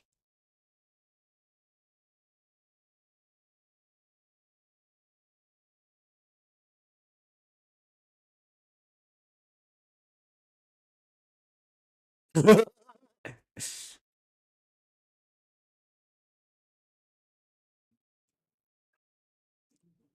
right, dude.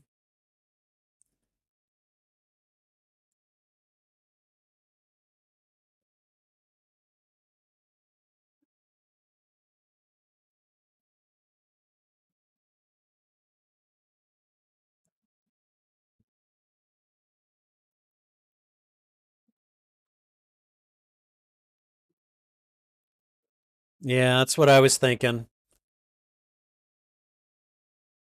Okay.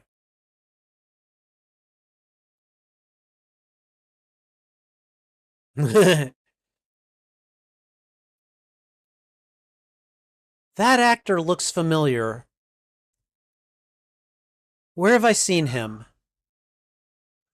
Is he Clark's father in National Lampoon's Christmas Vacation?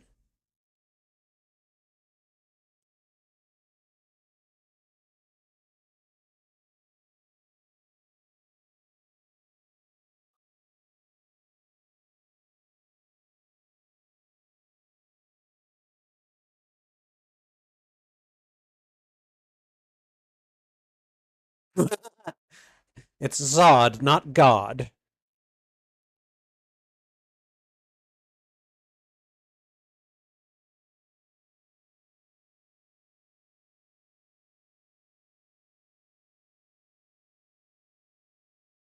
You shouldn't.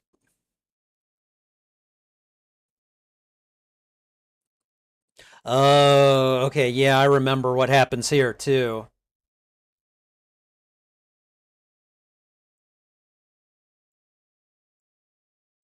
Back stiff. Oh yeah, back pain. That's a thing. Ow. That's awesome.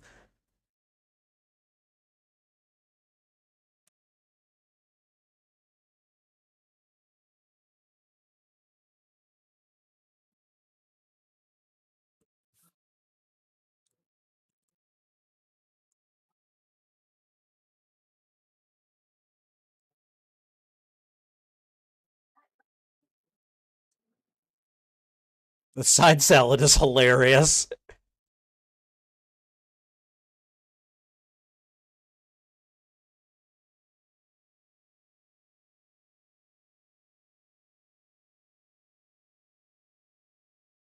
Oh boy. Nope.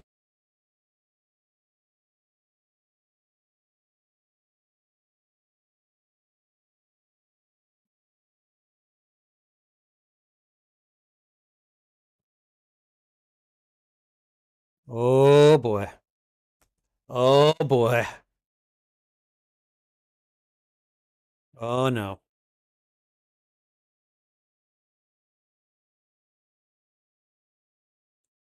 Ooh, look at him. He's starting to lose his composure a little bit. Rocky.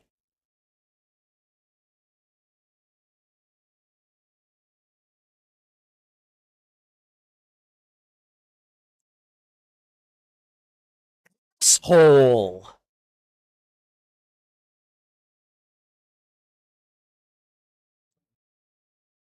Yeah, see? He's never seen his own blood before.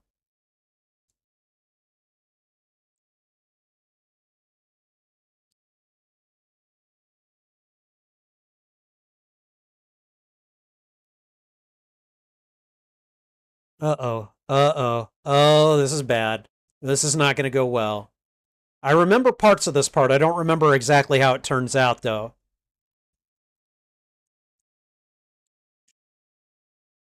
Jeez.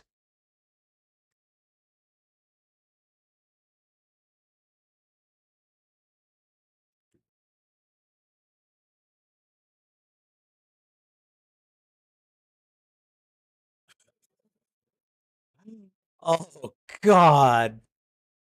Oh, poor Clark, man.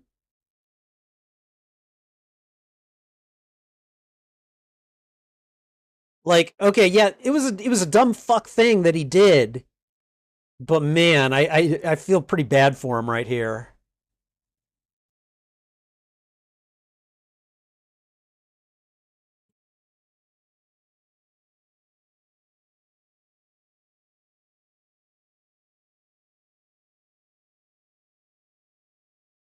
Uh-oh. Oh no.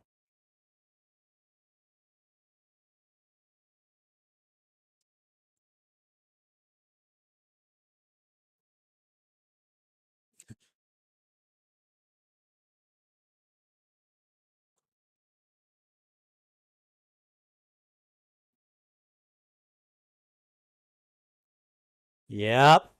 He knows the name. Okay.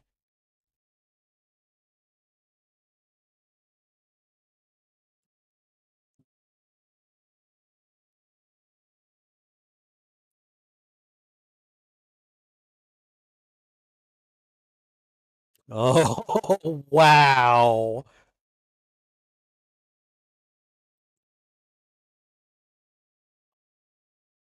Okay, I see why the phrase kneel before Zod is such a meme now. Kind of, yeah.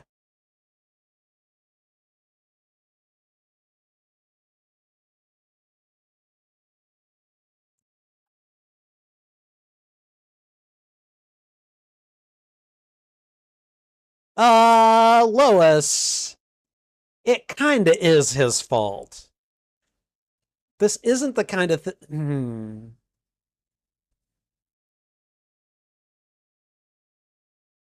Oh, his mom and dad, probably.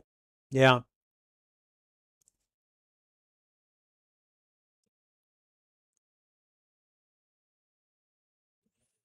And by the way, like, yeah, I'm getting annoyed with Clark. I'm loving this story, by the way. I think this is a great story and everything. But yeah, like I'm just like Clark, you dumb idiot. You know, you shouldn't have done that. Not that quickly.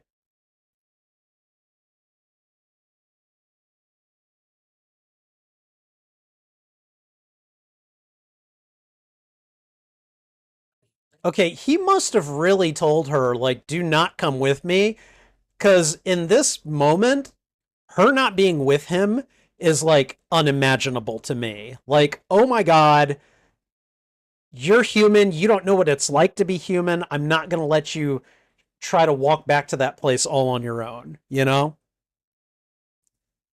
Like, he must have really been like, no, I have to do this by myself, which is kind of a typical hero's quest thing. So, I'm willing to roll with it, is kind of what I'm getting at.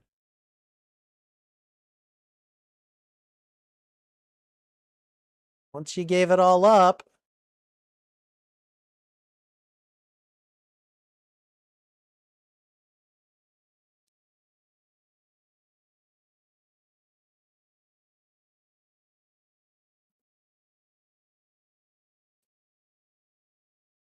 that's one way to put it.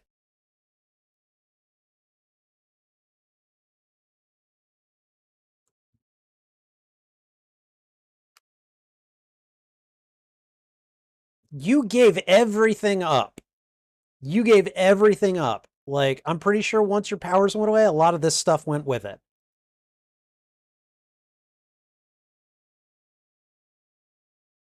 I don't know why you did it, but, or at least I don't know why you did it that quickly.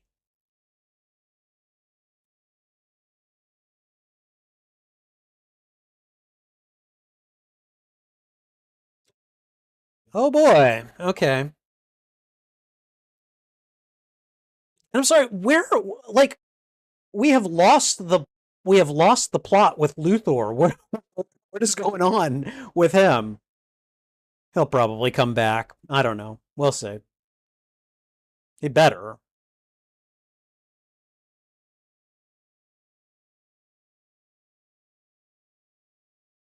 Non is just fascinated by that. The little back and forth, you know.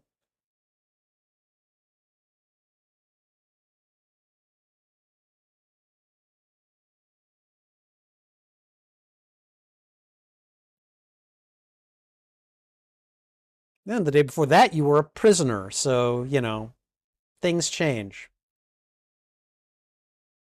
Is this Luthor? Yep, it's Luthor. Okay.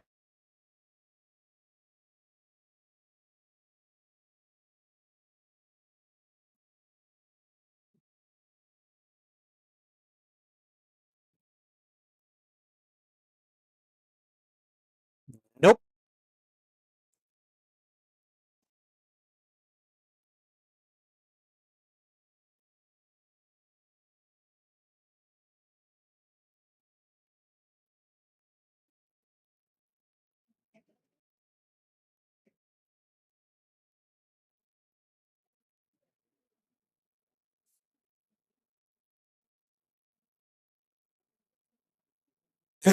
Yeah, you should have known better, A Hat. Yeah.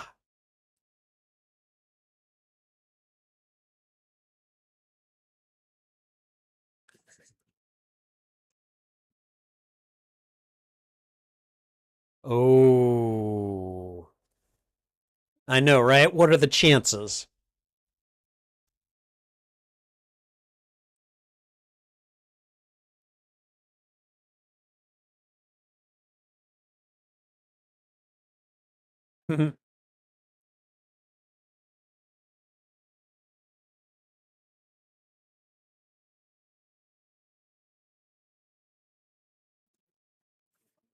Ah.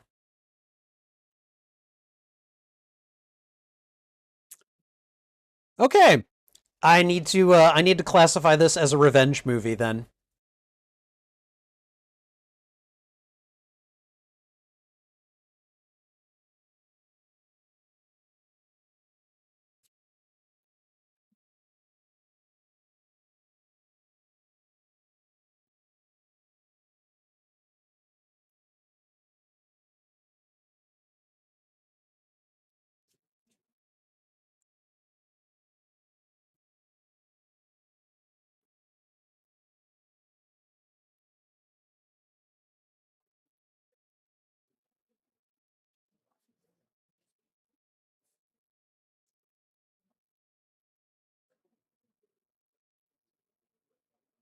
California? Australia. Okay, all right.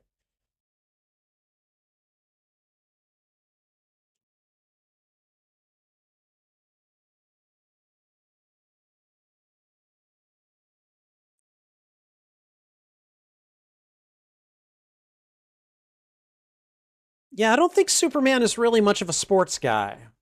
That's just a guess, but you know.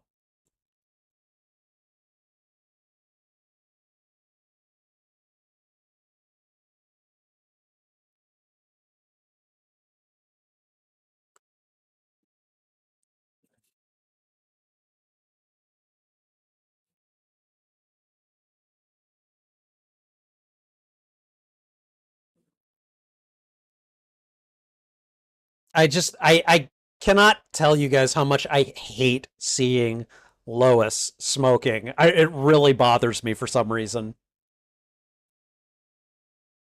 Oh, boy. Ah, I should have put that together. Like, oh yeah, people that he knows at the Daily Planet, he cares for them.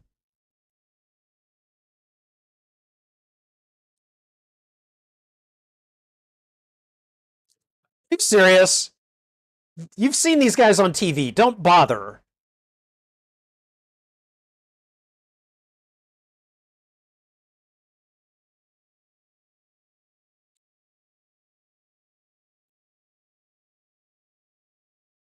Uh-huh.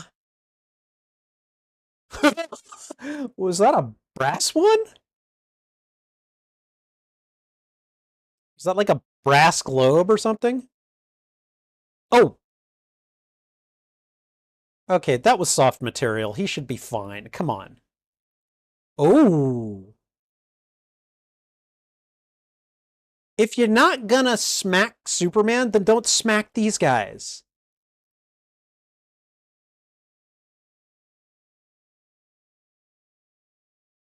I like that Lois and Perry at least put up a fight.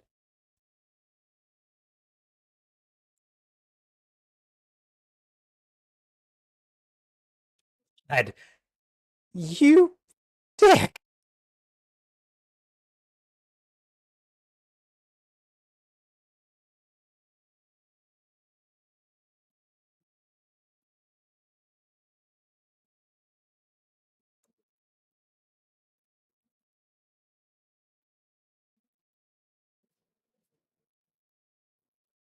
Oh my god, Lex. Jesus, what a dick. Oh, women can get catty from any planet, apparently.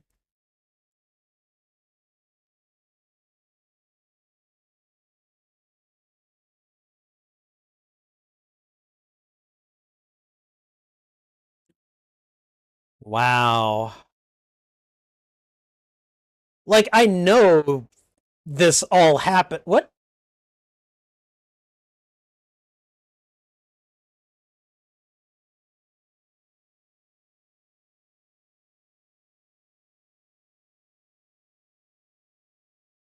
did he get his powers back?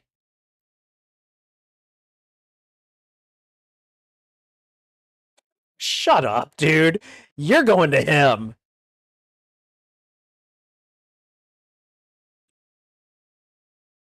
I remember Superman like fighting these three directly. It was freaking awesome, at least as a kid.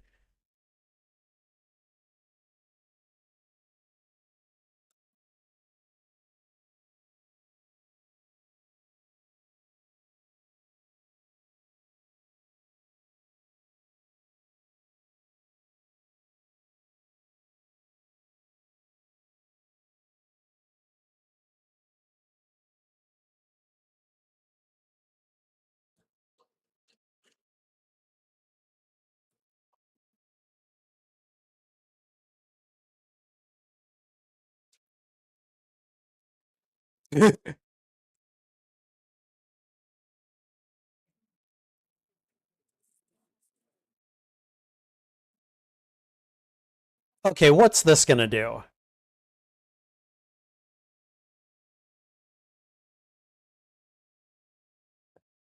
Yeah, them hurling these really big objects at each other.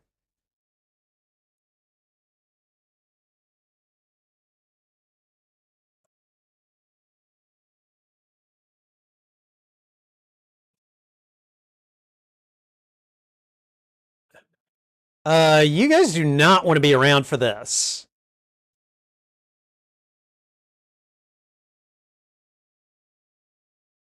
Okay, all right. Non versus Superman, huh?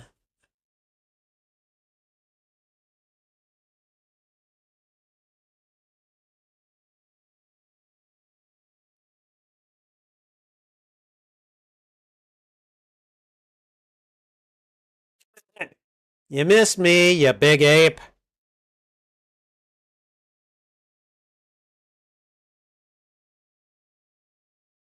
I would think that he would. I would think Zod would want the satisfaction himself. Seriously? You just let yourself get distracted by someone calling? Lois is like, shut up, lady.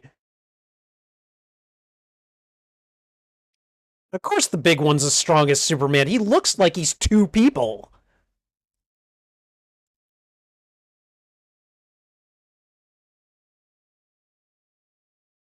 Come on.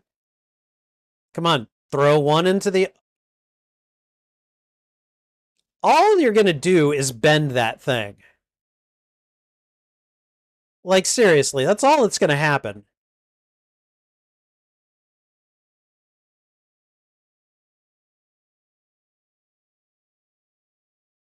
Ooh.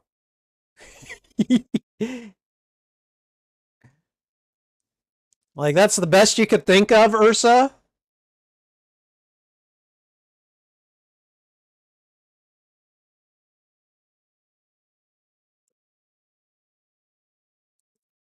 Yep. And there we go.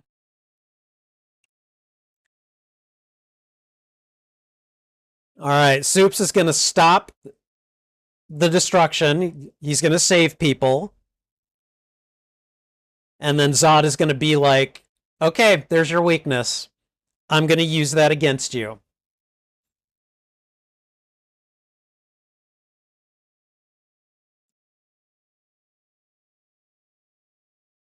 Yep. There we go.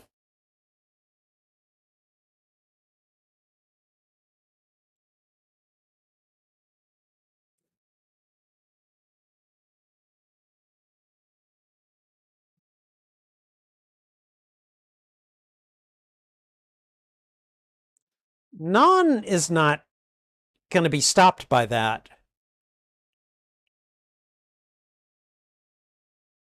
Dude, there was probably someone in that car. Stop it. Oh my god.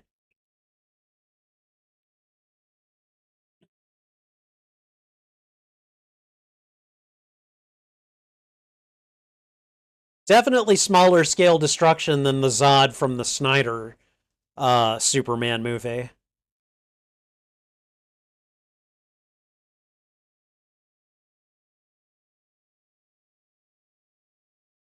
Yeah, buddy, you better get out of that truck quick.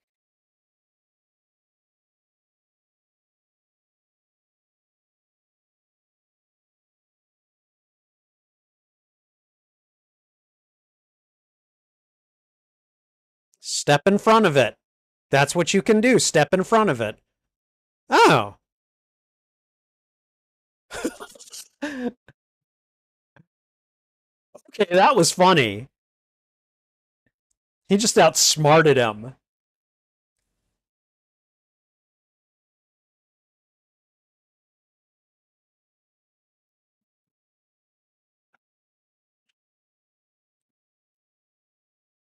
Yeah, who's the coward now, General?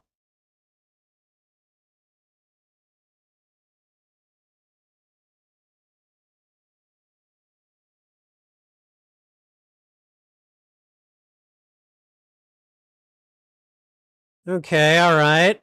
The helpers are arriving. Is that Non? I knew he wasn't going to be caged by that. If Superman could lift it, Non could lift it.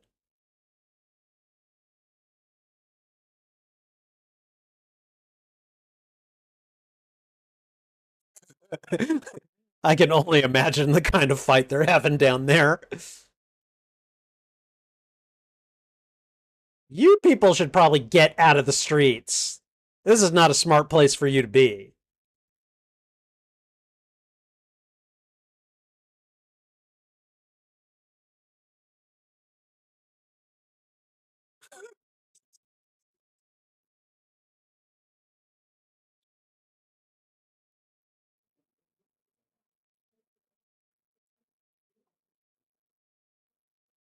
He is helping, or at least he's trying.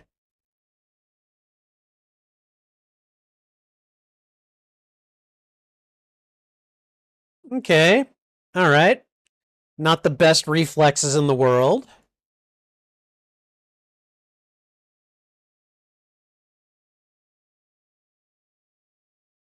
Lady, you just better get out of the car.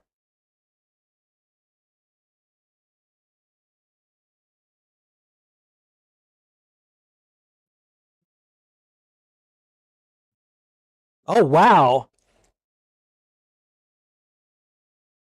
Throw him into space.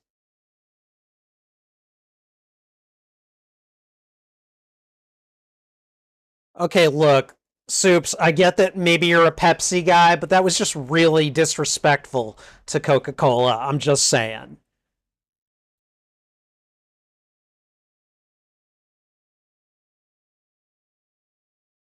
I mean, to be fair, three against one is not the best odds.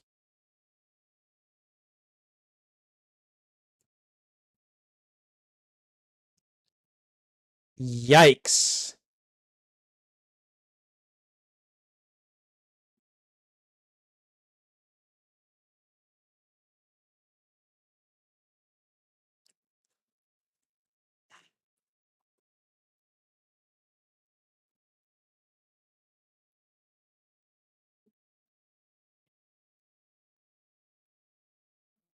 Oh.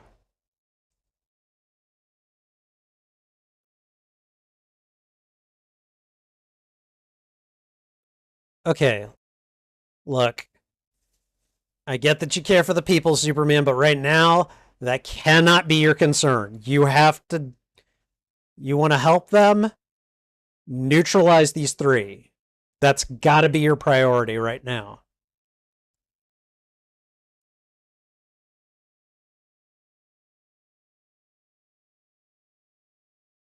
What?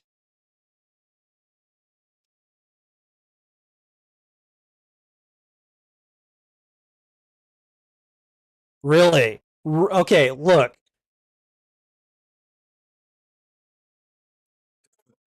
This is not a bright move, but I can appreciate the emotion behind it.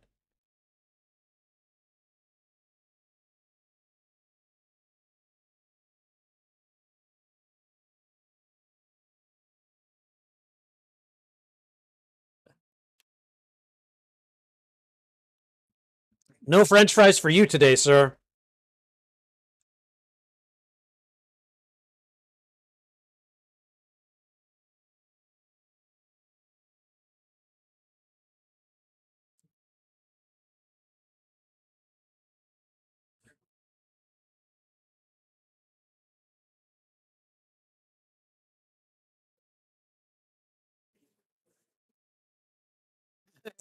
Dude, just you've got bigger things to worry about.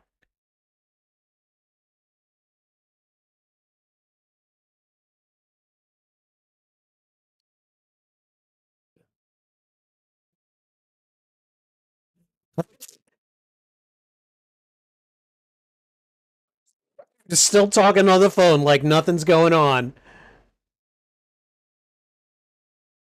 Wow, they are really emphasizing like the chaos and the destruction these three are bringing on a small scale.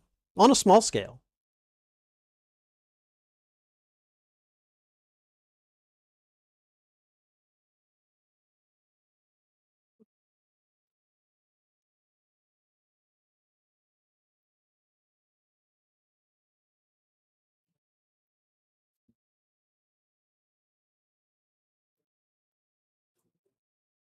Okay, all right.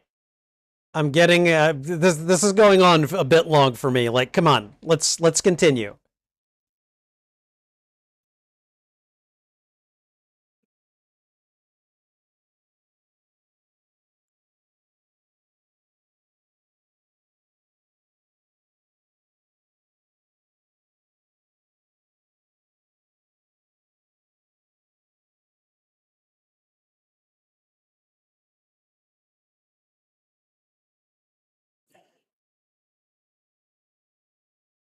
Okay, smack one of them in the face and then fly away. Yeah. No, no, no.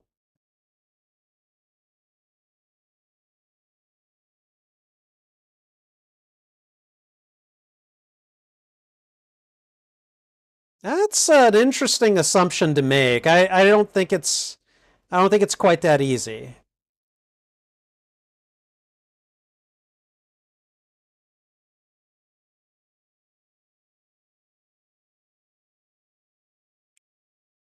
You guys do not understand the power of a strategic retreat.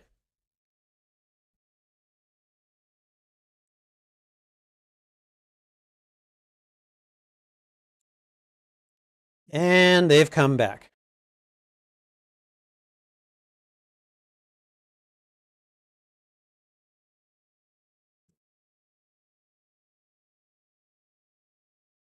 Uh-oh.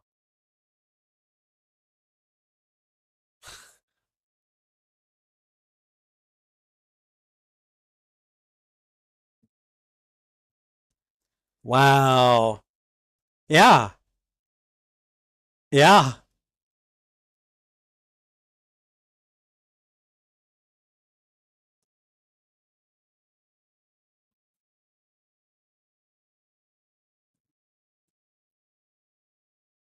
Oh.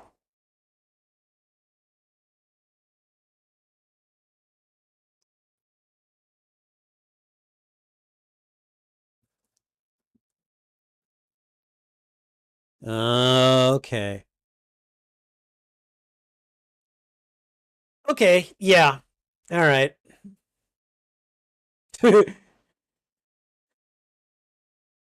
So let's see. Lois is riding piggyback on Non.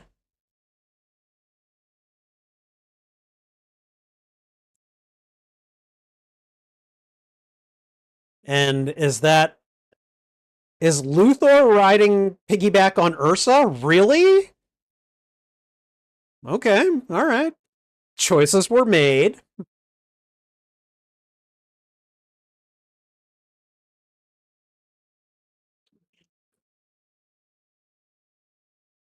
Oh, wow. Okay, so the lights are back on in this place.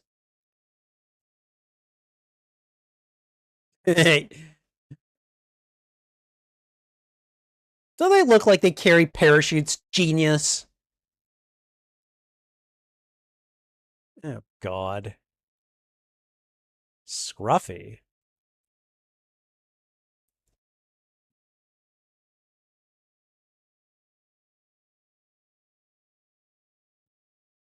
After what you're wearing, I don't think you have the right to critique his fashion sense. Okay, all right. I have to ask. This is from way back in my childhood. What the hell was that?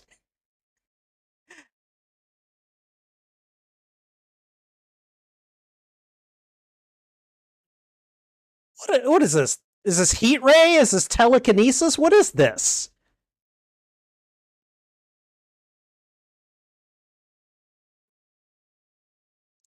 I am more powerful than all of you. Uh, who's the bigger fool? The fool or the fool who follows him? What?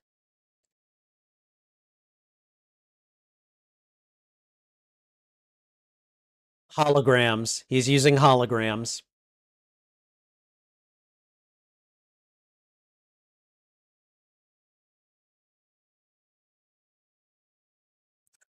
That was fun to watch. Oh.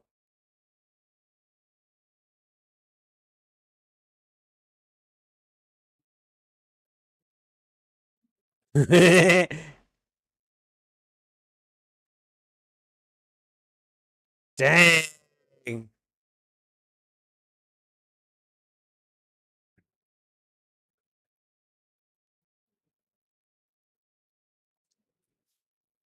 Release her or I'll strangle your general to death. That would be my response.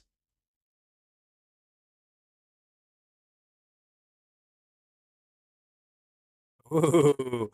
Zod looks like he has just been physically humiliated.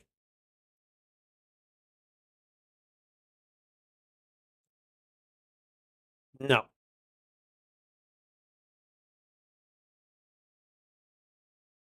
Okay. We've all only got one life to live.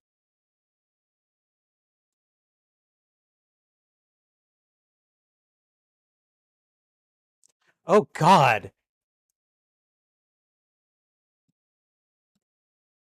Actually, you came to him when he had nothing.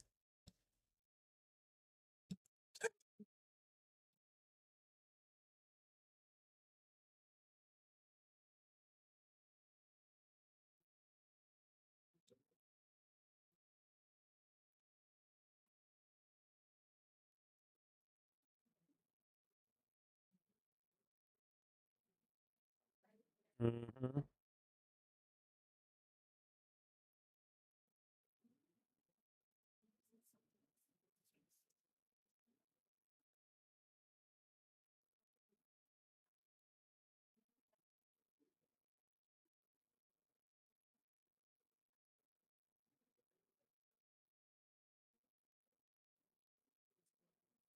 Hmm. Ruler of Australia.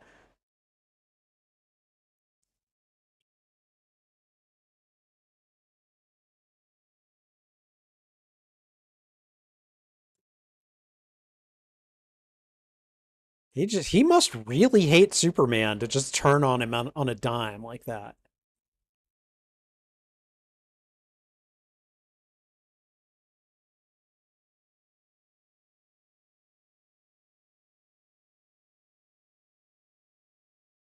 Okay, what did he do here? Oh, I know. Okay, all right. I think I know what's happening. He reversed it so that the effect it would permeate the chamber, and that little chamber right there would protect him. Right? Right? I bet that's it. I bet that's it.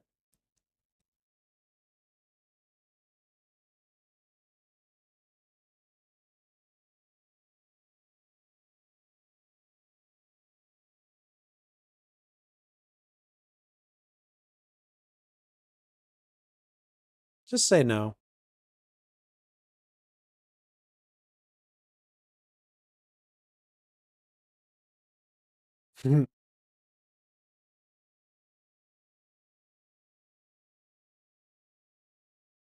Okay.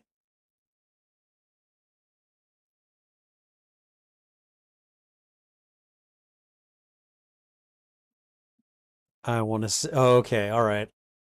What's he gonna do?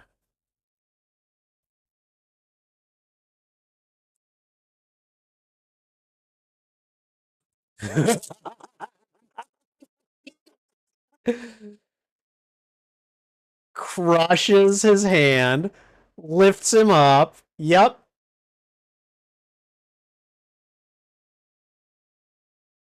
Nope. Okay. Yeah. Nope. No flying for you, Non.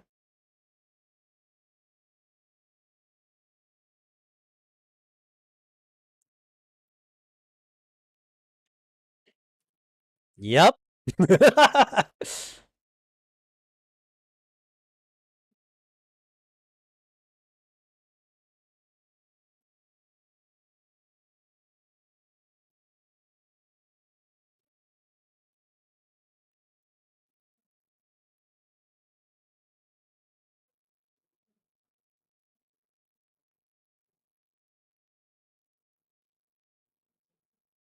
Yeah. Uh huh. Lying sack of.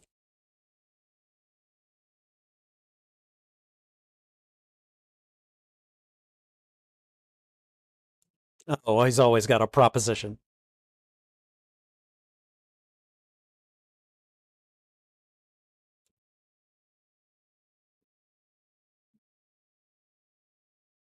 Uh huh.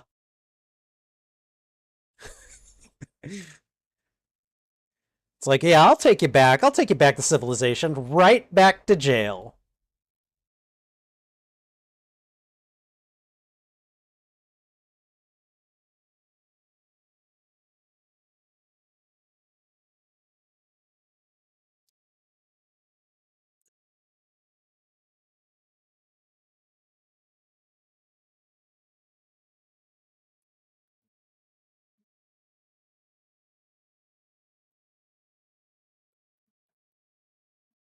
It's like you got to share them with the world. You just gotta.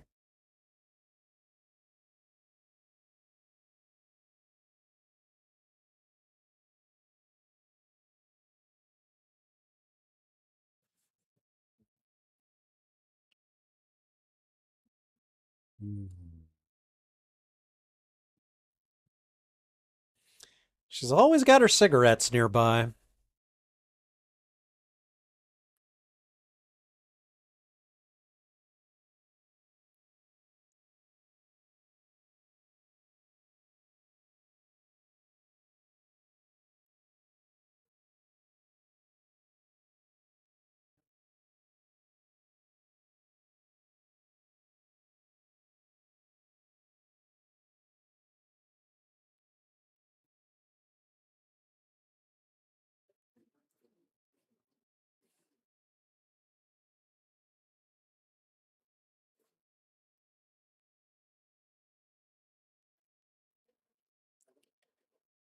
Yeah. No, she got to live with the reality of knowing who he is.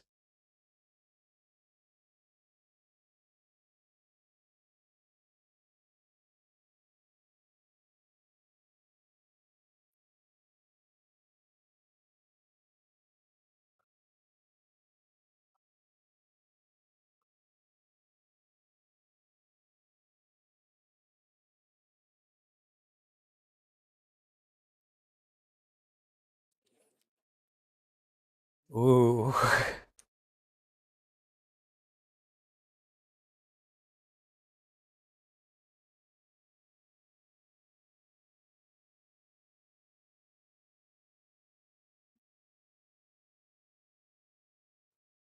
Wow.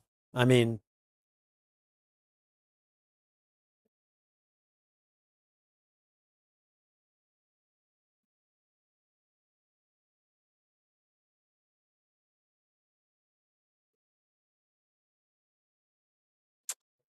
yeah, I mean, he is frickin' Superman.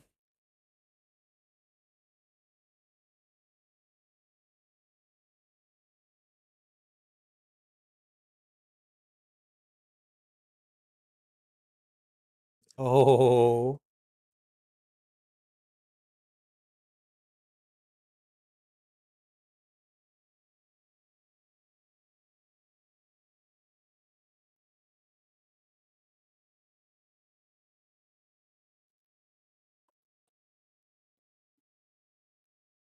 That's a good point.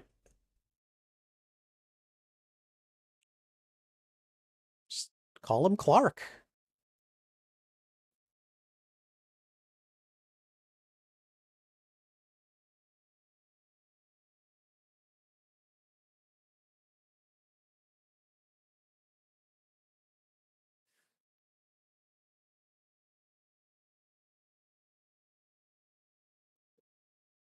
She's just having a really hard time with the facade and the fact that she has to share him with the world. And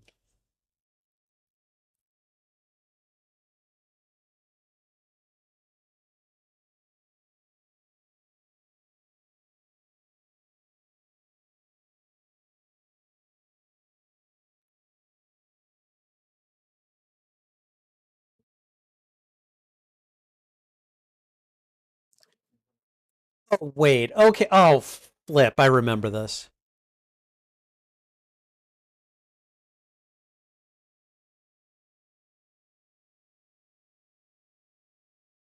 Yeah, this is the memory erasure kiss, right?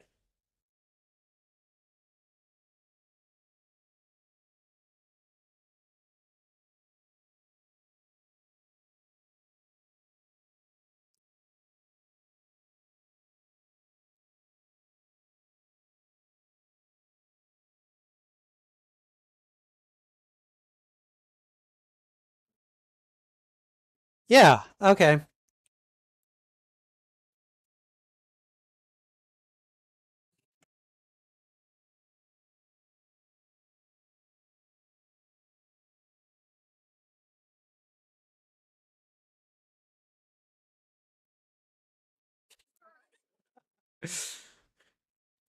I mean, to be fair, I like a hamburger with just about everything on it. So,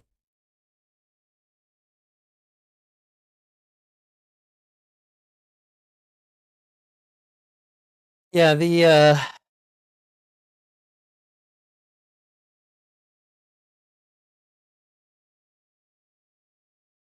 okay.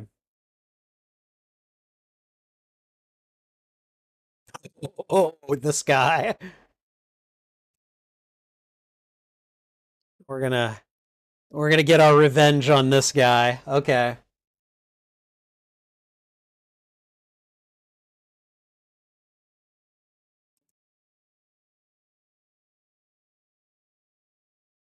Oh, yep.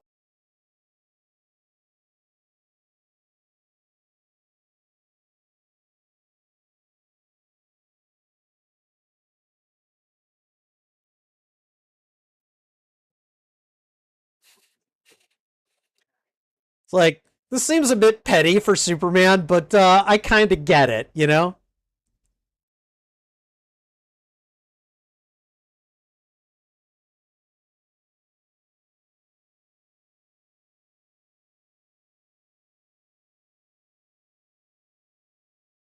I've been working out.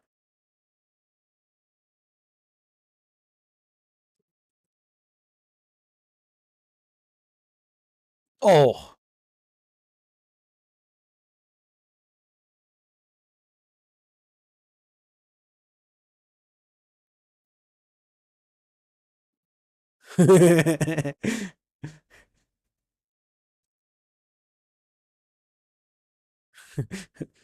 But that felt so good.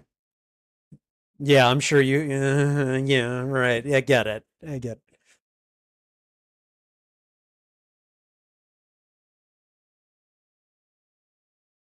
Bum bum brum bum bum bum bum dim, dim, dim.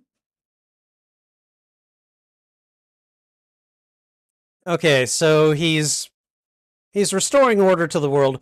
What happened to Zod, Ursa, and Nan?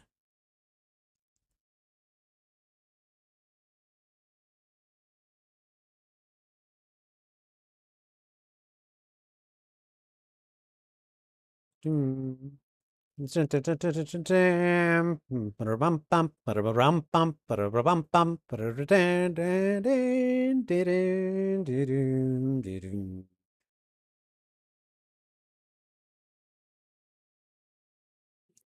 whoa, whoa, whoa, whoa, whoa. Hold on, hold on, hold on, hold on, hold on. What happened to Zod, Ursa, and Nan? Did they just fall down an eternal hole and die? Were they re-imprisoned? What happened? How much we got a little under 4 minutes of credits left. Okay.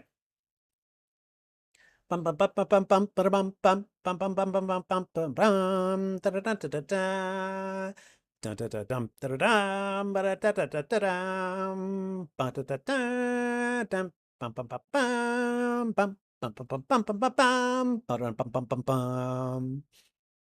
Okay.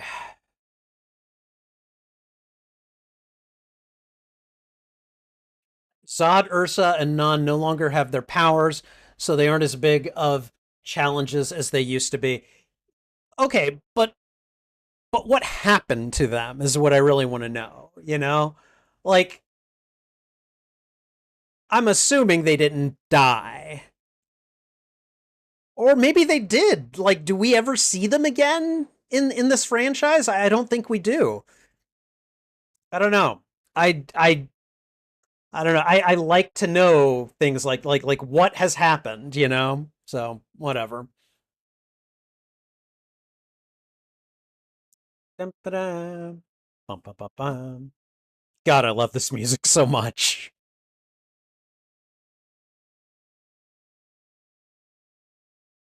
Yeah, I don't know if any of you guys watched when I was watching Superman. That was probably a couple of months ago, but I hadn't seen that one in over 3 decades either.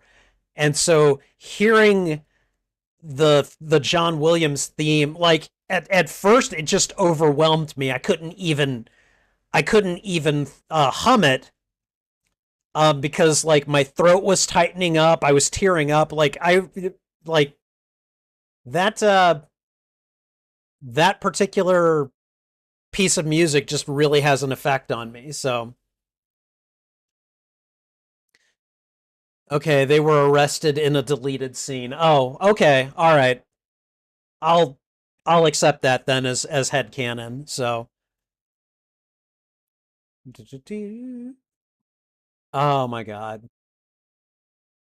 Yeah, true. Like there's a lot of movies that have deleted scenes where it's like, why did you delete that? Why did you get rid of that, you know? So, I don't know.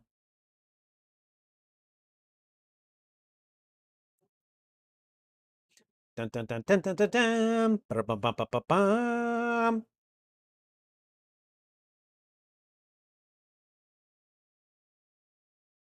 All right, we got about a minute left. Special thanks to Howard R. Schuster. Blah blah blah. Okay, this is copyright. This is also fiction. Yeah, okay, we get it.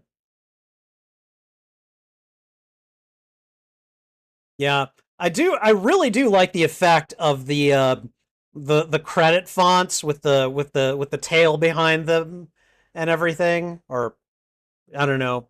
They're not shadows necessarily. I guess they're lit up shadows, but all right. Let me go ahead and bring up the script. We're about done.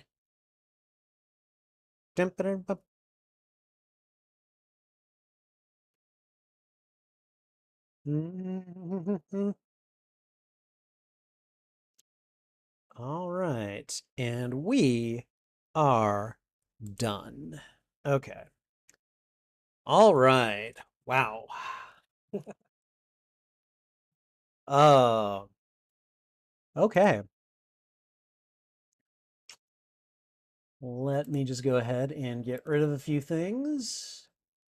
Okay. Okay. So that was fun. That was about as much fun as I was expecting it to be. That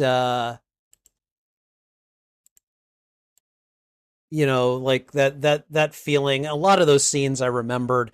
I definitely didn't remember everything, but a lot of it came back to me pretty quickly. So, all right, let's go ahead and do the post-mortem real quick, and then we'll move on. So, all right. That was 1980's Superman 2, and it was pretty much exactly what I was expecting, exactly what I kind of remembered. I had kind of an emotional sense memory of this movie, and while I may not have remembered everything that happened, there were definitely certain key scenes that I was like, yes, that's why I remember this movie. That's why I like this movie. And I forgot just how I don't want to.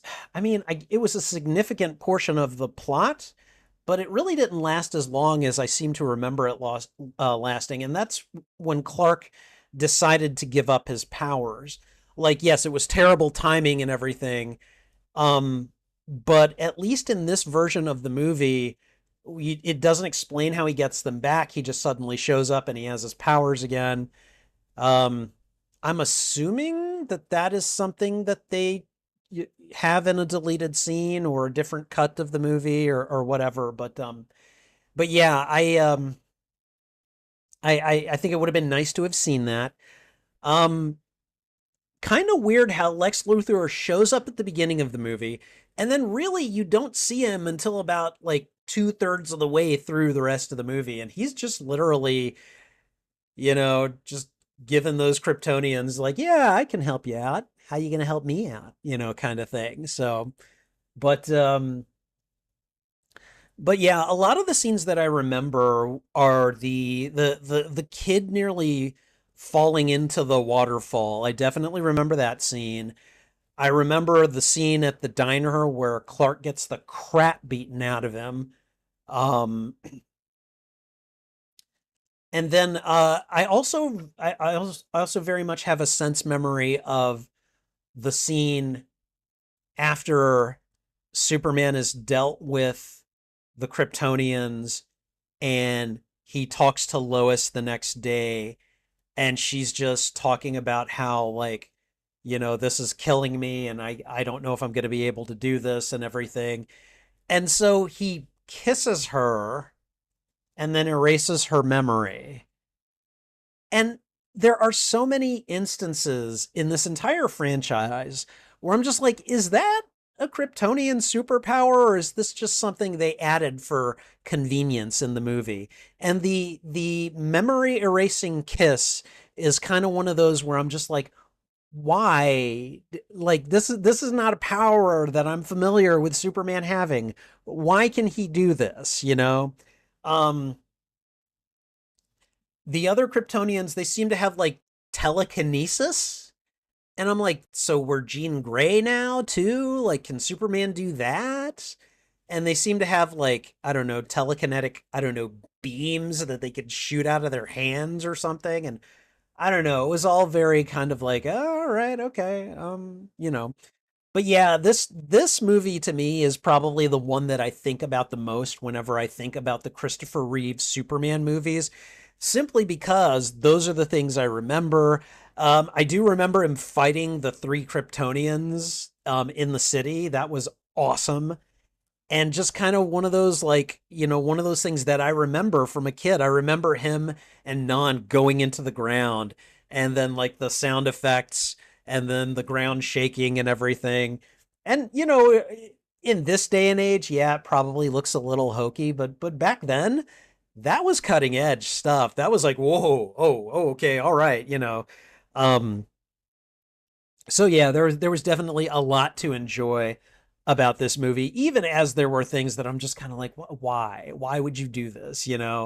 Um, Clark deciding to like I beam the tree branch when Lois was trying to show him up and everything. I was just like, really? What was that ever gonna do? you know?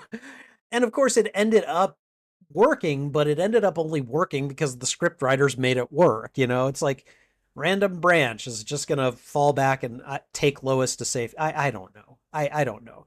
Um, but yeah, like I felt like there was a lot in this movie that kind of works in terms of how I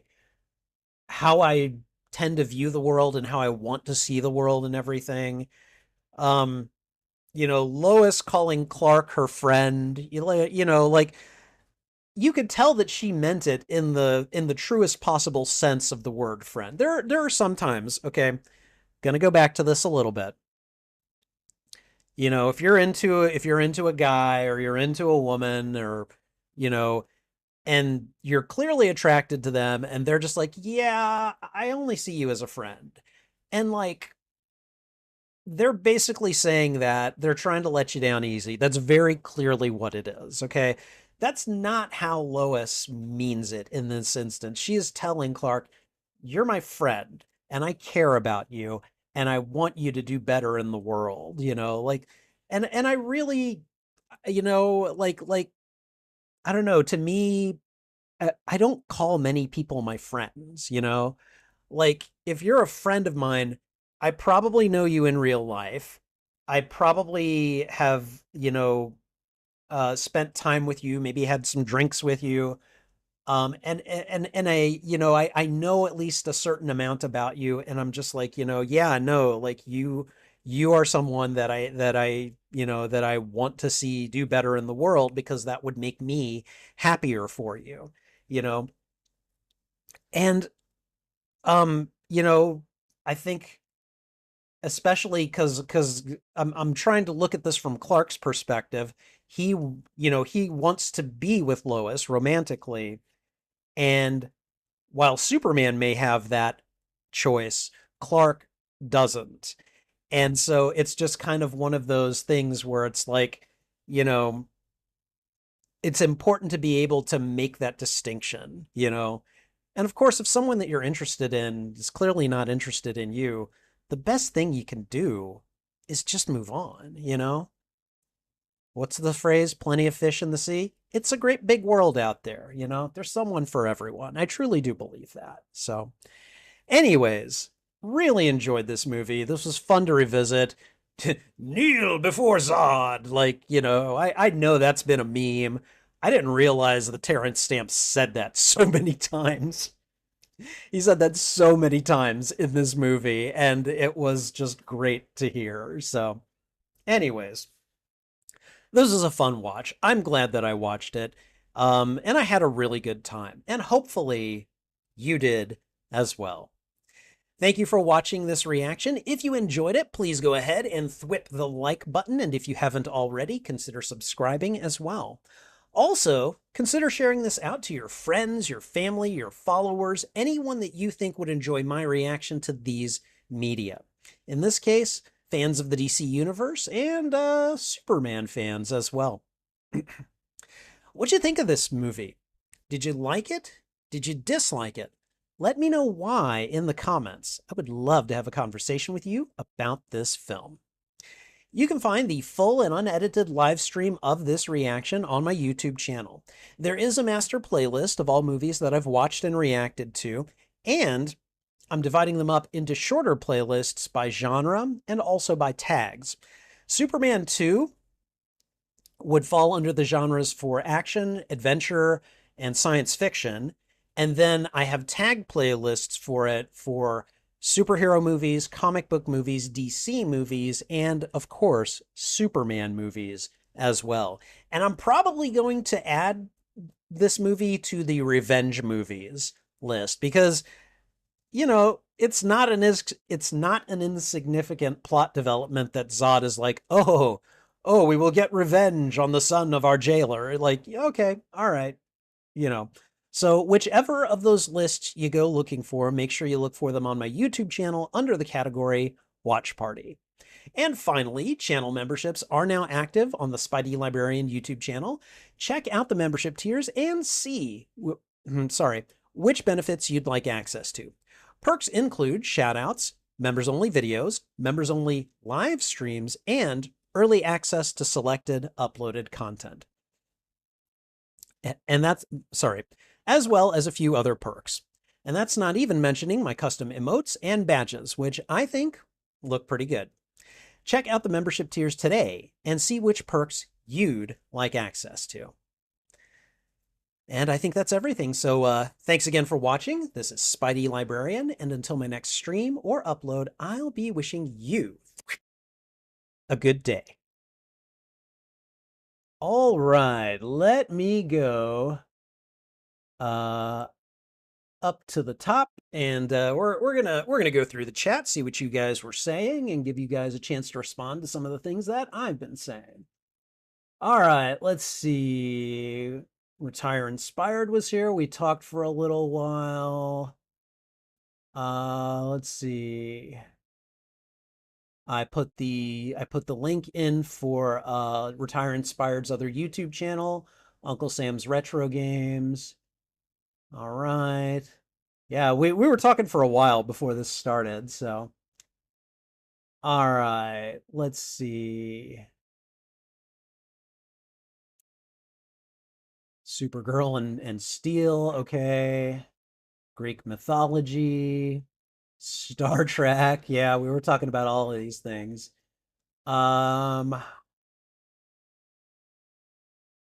Okay, all right. Here's what Marshland said. Steel is okay enough if you can get behind a corny 90s Shaq movie. I mean, I don't think I've ever seen a corny 90s Shaq movie, so you never know. Catwoman is just laughably bad in the best way, but fun enough if you just want to laugh at the absurdity. Okay, all right, I'll keep that one in mind. Retire Inspired just finished watching Spock return from the Genesis planet. Yeah, it's good stuff in my opinion. All right, CG saw Steel and Catwoman on the same day, which was a lot of fun in his opinion. Lydia hates the fact that in Greek mythology that people think Athena made Medusa the monster because she broke one of Athena's rules, and not that Poseidon forced himself upon her and that Athena changed Medusa into the form to give her strength because she believed her. I mean, it, one thing that mythology, that Greek mythology and like kind of our modern day mythologies do have in common is that you get different interpretations of the characters and the worlds. There's not one single like authoritative version of Zeus or Athena or Medusa or this or that. It's kind of like with multiverse. There are different iterations of Spider-Man and Superman and Batman and of the Greek gods and heroes throughout history. People have taken the stories and then they reinterpret them and they make them, whatever the flavor of the day is.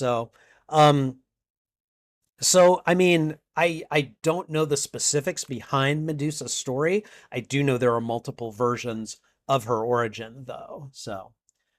Greek mythology can get extremely weird and kind of creepy and odd in certain areas. Yeah, a lot of things can. Personally, Marshlands only wants to know things like God of War and Clash of the Titans, but Zeus especially seems like a massive douche. Oh yeah, no, Zeus being a douche is pretty much a constant throughout Greek mythology. Like, yes, no, he's like the big, strong, dumb guy who rules over everyone and takes the easy way out whenever he can. He's that guy. All right. Richard Lester went on to direct the third Superman film. Okay. All right. Let's see. Marshland says that Steel and Catwoman sounds like a bizarre and wacky double feature. I'm with you on that. Lydia, let's see, thinks that she would have a YouTube channel about Greek mythology and facts with how much she knows. I mean, like, if that's something if that's something you're passionate about, I'd say go for it. Start that YouTube channel. Um, Zod is a villain from the comics, but he was a somewhat obscure villain. Thanks to the Superman films, Zod became one of Superman's most iconic enemies. Okay, yeah, I can totally see that. We're going to talk about how Zeus carried one of his kids in his kneecap because he disintegrated the mother with a lightning bolt. That sounds like the topic of a video for your channel right there. Let's see. And now we're giving Lydia advice. Hit record and start talking, even if just for practice. Be careful not to get into your own head too much. Overthinking things can hold you back quickly. Yes, absolutely. Absolutely. In fact, Lydia, if you're still here, here's a piece of advice. All right. Start your YouTube channel. Get your phone out. All right. Just get out your phone, set it to selfie mode, put it on video mode and hit record and just go, "Hi, my name's Lydia. This is my first video that I'm going to record for my channel, which is going to be about," and then just talk about it. Okay. Make that your first video. Don't worry about the sound. Don't worry about the video quality. Your first video is going to be shitty. All right. Your first video is going to suck. The point is not perfection. The point is to get started and to just be like, okay, all right, you watch that video and then you just like, okay, all right, I need to do something about that background noise, or I need to do something about the lighting, or I need to do something about like, how my background looks or what have you. And you improve by little tiny steps with each video. That's how you do it. That's how I did it. That's how pretty much every YouTuber out there has done it. So yeah, I'm definitely with Marshlands on this. So mainly just have fun with it. Yes. The Superman music is hard to top. Absolutely.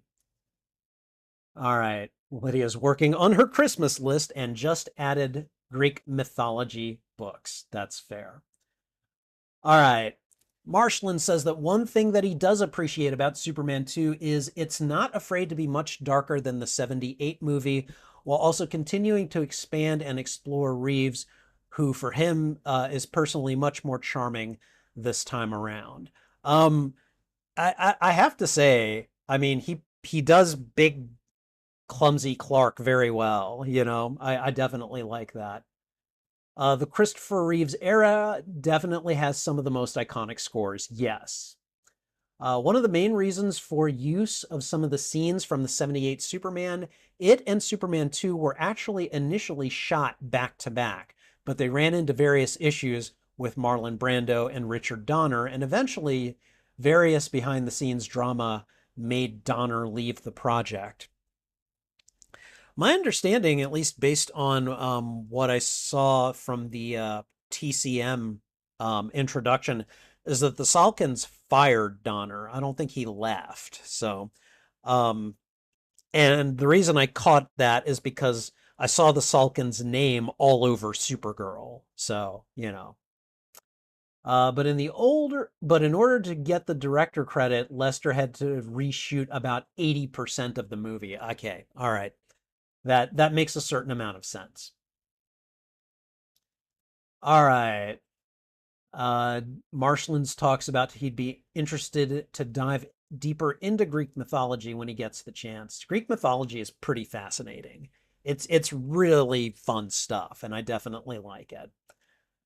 In CG's opinion, Christopher Reeve is the best Superman of all time. He loves George Reeves, Brandon Routh, and Henry Cavill, but Christopher Reeve feels like the definitive Superman.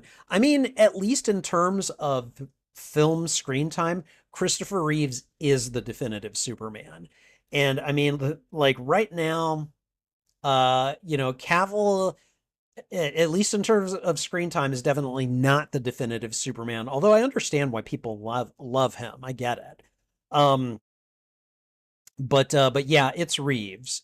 And right now, the only person that could give Reeves a run for his money in that department is going to be David Corenswet, and they would have to make four pretty good movies to do that. I think the first one was pretty damn good. The first one made me cry. Okay. The first David Cornsweet Superman. So I'll be interested to see what they come up with here. But yeah, they're gonna have a long way to go to top Christopher Reeves in that department. So all right, Fearful Squid is here. How you doing, man? Ahoy, ahoy, Spider. How are you doing, my guy? Long time no see. I've been keeping an eye out for your live. A bit late for me, unfortunately, but great to see you still keeping your channel going. Thank you for coming back, Fearful Squid. It's good to see you, and I hope you're able to stick around for a while and enjoyed uh, what you saw of my reactions to this movie. Perry White was created before J. Jonah Jameson. Yeah, no. I get the feeling that Stan Lee probably saw Perry White and was like, I could do that, but I'm going to make him a little bit more like me, and I'm just going to be a little bit meaner. And thus J. Jonah Jameson was born. From now until at least December 2026, however, is going to be extremely busy just trying to catch up with Marvel and DC content. Yeah.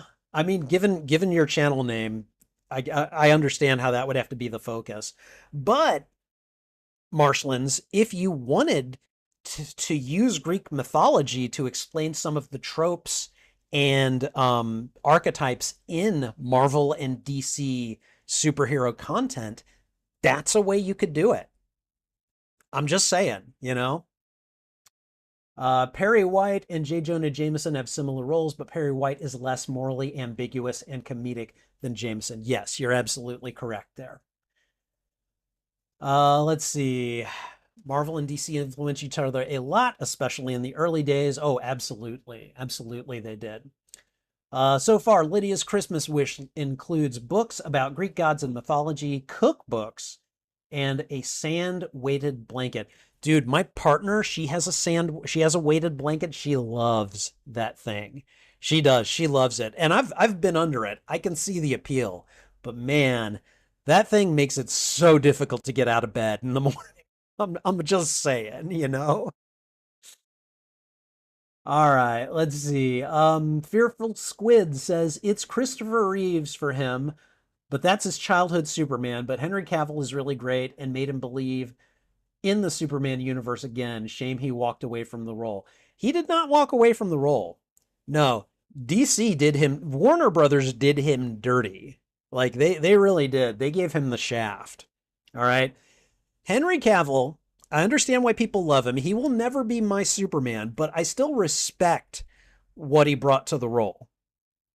I just don't have a lot of admiration for what Snyder did to Superman in that universe. I just don't care for it. So, let's see.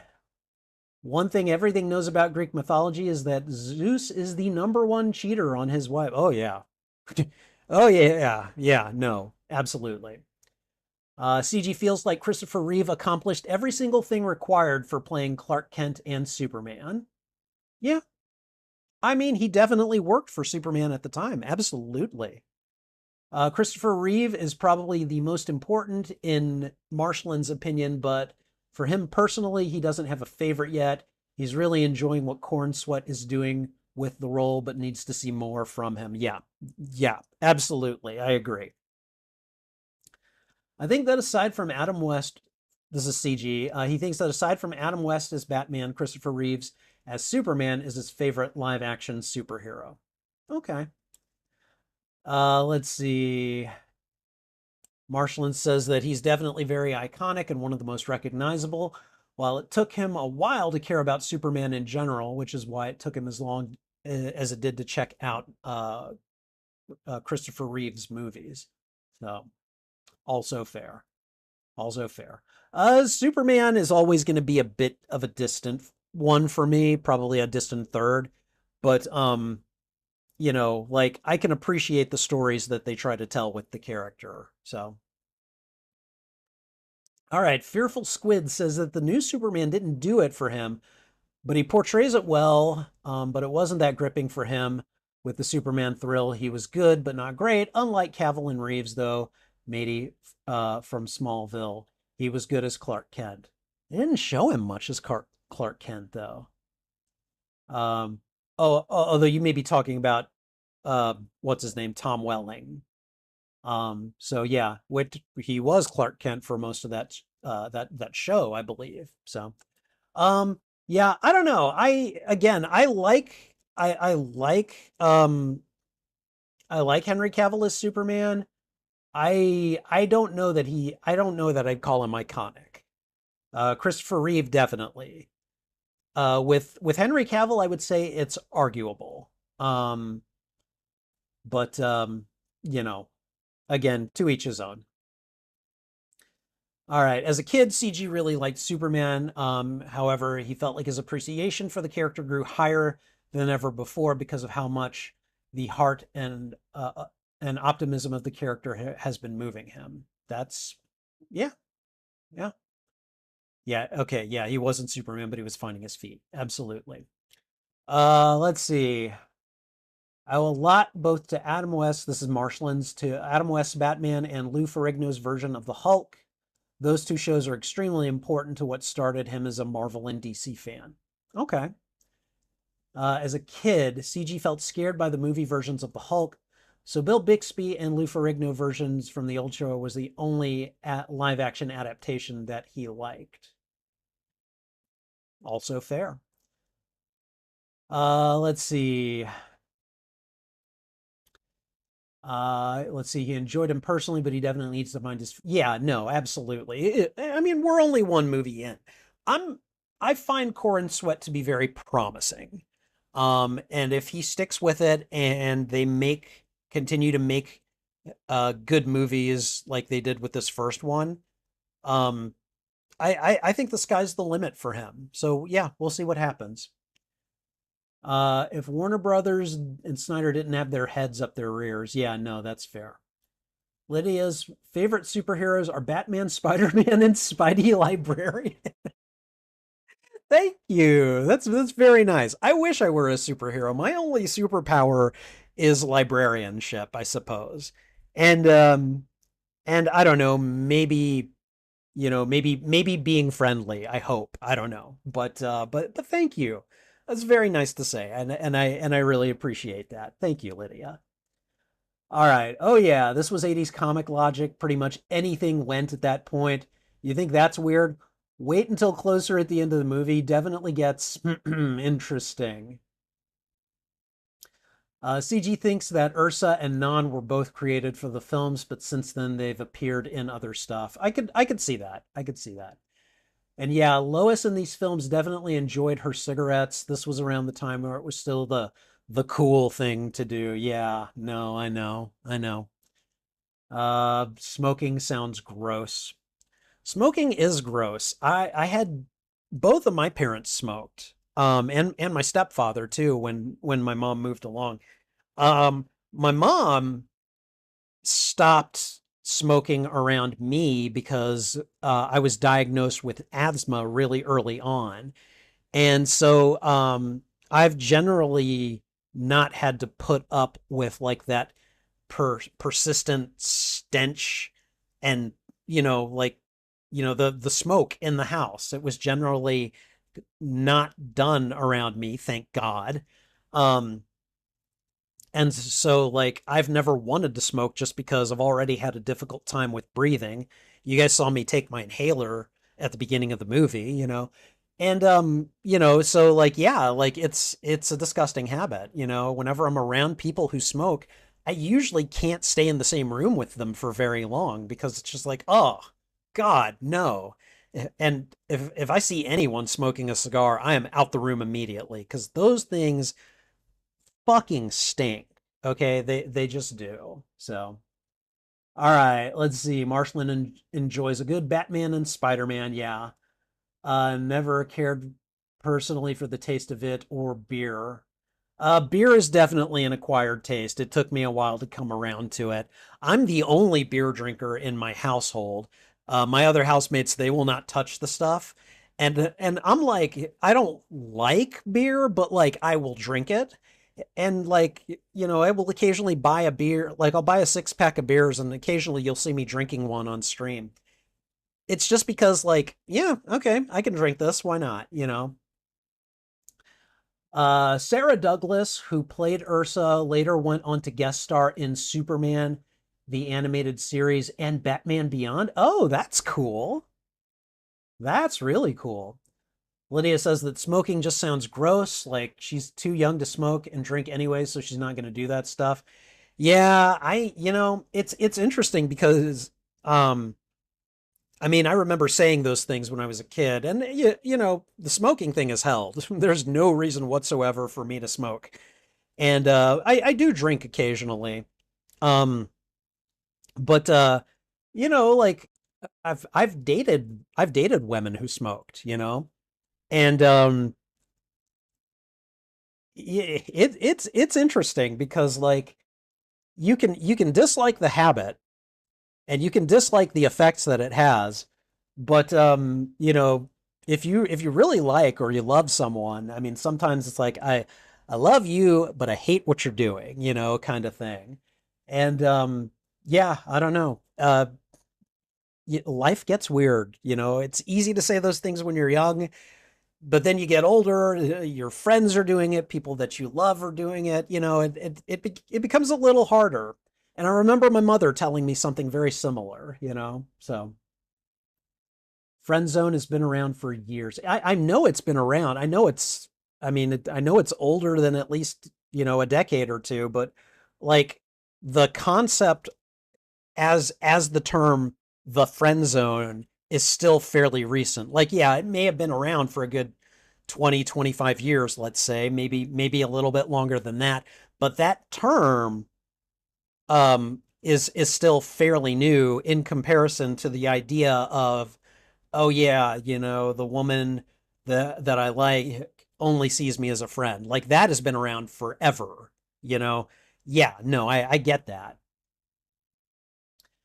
All right, Marshland's saying that he definitely recommends against it. All it does is cause various health issues and shortened life expectancy. Yeah, Lydia has a friend who vaped. She got in trouble for it, but she never forced her to do it once. Well, that's good. A good friend is not going to do that. A good friend is going to be like, they might offer you some, and if you say no, then they're going to be like, okay, cool.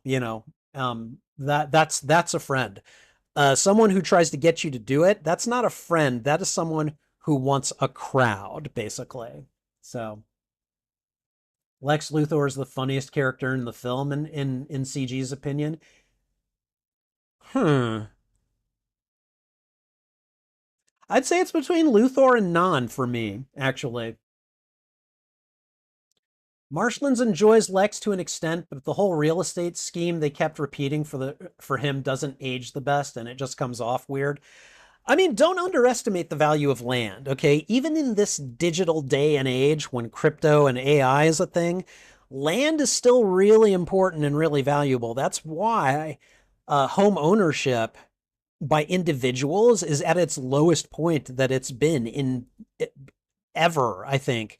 Because what people are doing is they are buying up houses and land and like corporations are doing this, and then they're the ones that are owning the houses and then renting them out to people for an exorbitant amount. So don't underestimate the value of land, because it's definitely like one of the more valuable assets and will continue to be in this world for quite some time. I'm just saying.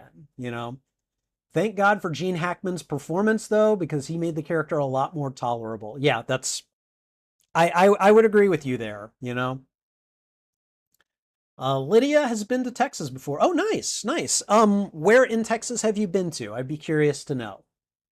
CG thinks that Lex Luthor is still a capable antagonist in the films. It's not like he's just taking cakes. Taking cakes. For those that don't know, Lex Luthor taking cakes was a thing in the comics. It's so infamous that even Teen Titans Go brought it up. So, what is taking cakes? Like, does he take like a cake to the face or something? Is that what it is? That expression is pretty new to me. So, there's also a Superman peanut butter commercial where Lex's big plan is to try to get Superman's peanut butter recipe. So, movie Lex feels intimidating to him. That's fair. That's completely fair. I get it. When the blind person says, "I see." All right, the kid's parents are the worst characters in the film. No kidding. Oh, I hated those people. If Superman hadn't been there, the kid would have been gone. Yes. Yes. Like those parents were and even after the kid was rescued from dying, and the mom is like, "Oh, you're going to get it when we get home." Like, dude, your kid nearly died. What is wrong with you? Oh, yeah, no. All right. Let's see. CG wishes that Lex's sidekick Otis was in the film more instead of being quickly left behind. Yeah, and like really in like it's insulting enough that they just left him behind, but then they made it into the movie makes it into a fat joke. And it's like, dude, come on. Really? Really? I don't know. Okay, in the Richard Donner version, Jor-El comes back, but in the theatrical cut, it's Lara that appears in the fortress, right? Terrence Stamp was a really good actor. His performance as Zod is CG's favorite performance of his, but he always did impressive work in his opinion. Lydia says magic. What? She's probably answering one of my questions, how did this happen or something. She's probably like, magic. All right. In Smallville, Terrence Stamp voiced a corrupted AI version of Jor-El. Basically, Terrence Stamp went from playing Zod to voicing Zod's arch rival. It's amazing the circles you can run in when you're an actor. The ability to come full circle like that. I imagine Terrence Stamp enjoyed that. Richard Lester's version of the film is much more comedic than Richard Donner's version of the film. Okay, all right. Richard Lester seemed more interested in comedic aspects than dramatic aspects, which is likely one of the reasons why the third film is basically a comedy. However, CG isn't complaining. I'll be honest with you. I'm not exactly eager to see the third Superman movie. Um, but it'll probably happen at some point. I'm just like, I remember Richard Pryor being in the movie, and I just remember not caring about it much as a kid, I don't know. Clark's human dad passed away in the first film. Oh, yeah, and I did forget that. So Clark couldn't have introduced him to Lois. I don't know whether or not Martha is still around because she's gone by the time of the third film. When you say gone, like she has died by the time of the third film, do we get to see her pass away, or is it just something that's referred to? Because man, then the last time we see her is in the first movie, which is like, oop. Because one person emotionally hurt you, it doesn't mean you can take away the one person who can save everyone.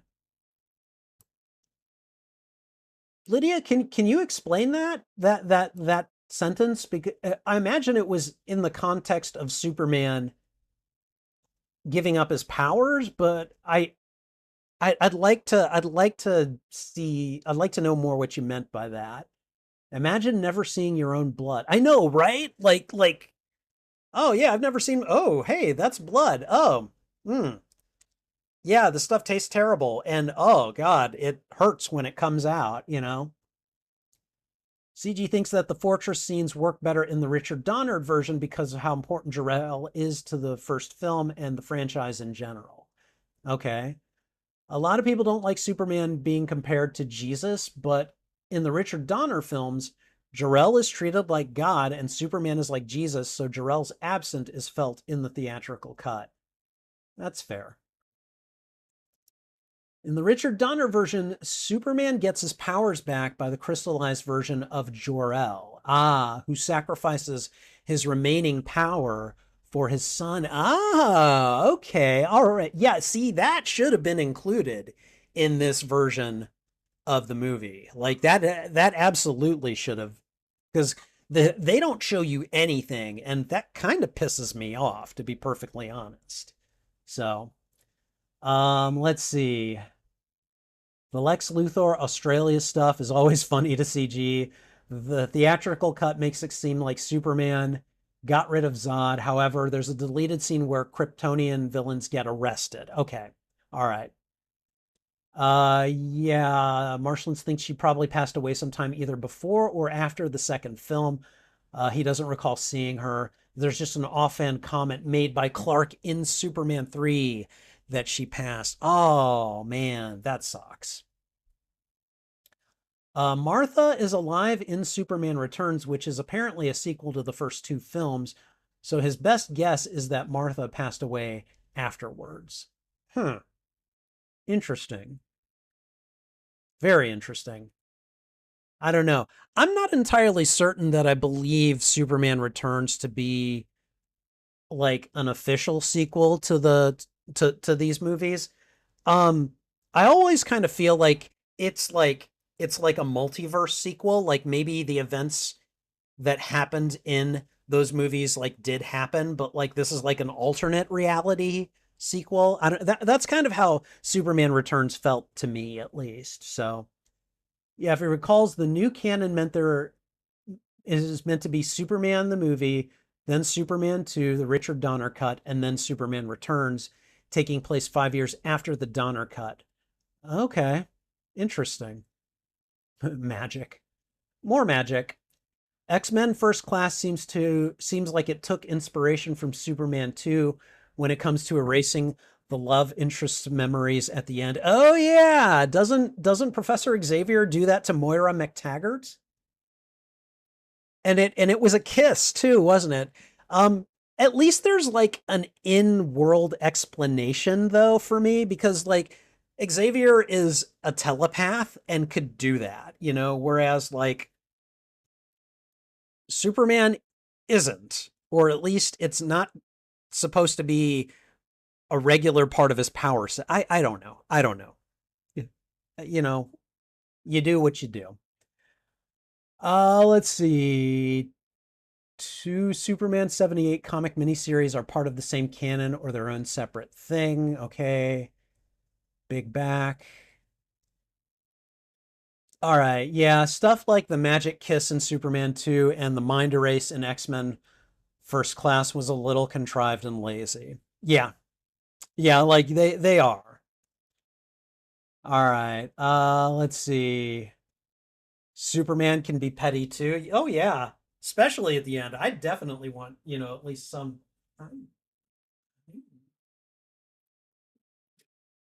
I definitely want some at least light form of revenge against that asshole, you know? Also, I'm sorry, Superman should just be kissing all his villains. They can't be a threat if they have amnesia. You know Luthor wants it to happen. Okay? I'm just saying. I'm just saying, you know? All right. The bully at the diner gives the mom at Niagara Falls some competition for being the most unlikable character that isn't an evil villain. Yes, true. Zod, Ursa, and Nan no longer have their power, so they aren't as big a challenge as they used to be. Okay. Yeah, imagine you kiss someone and then they have amnesia.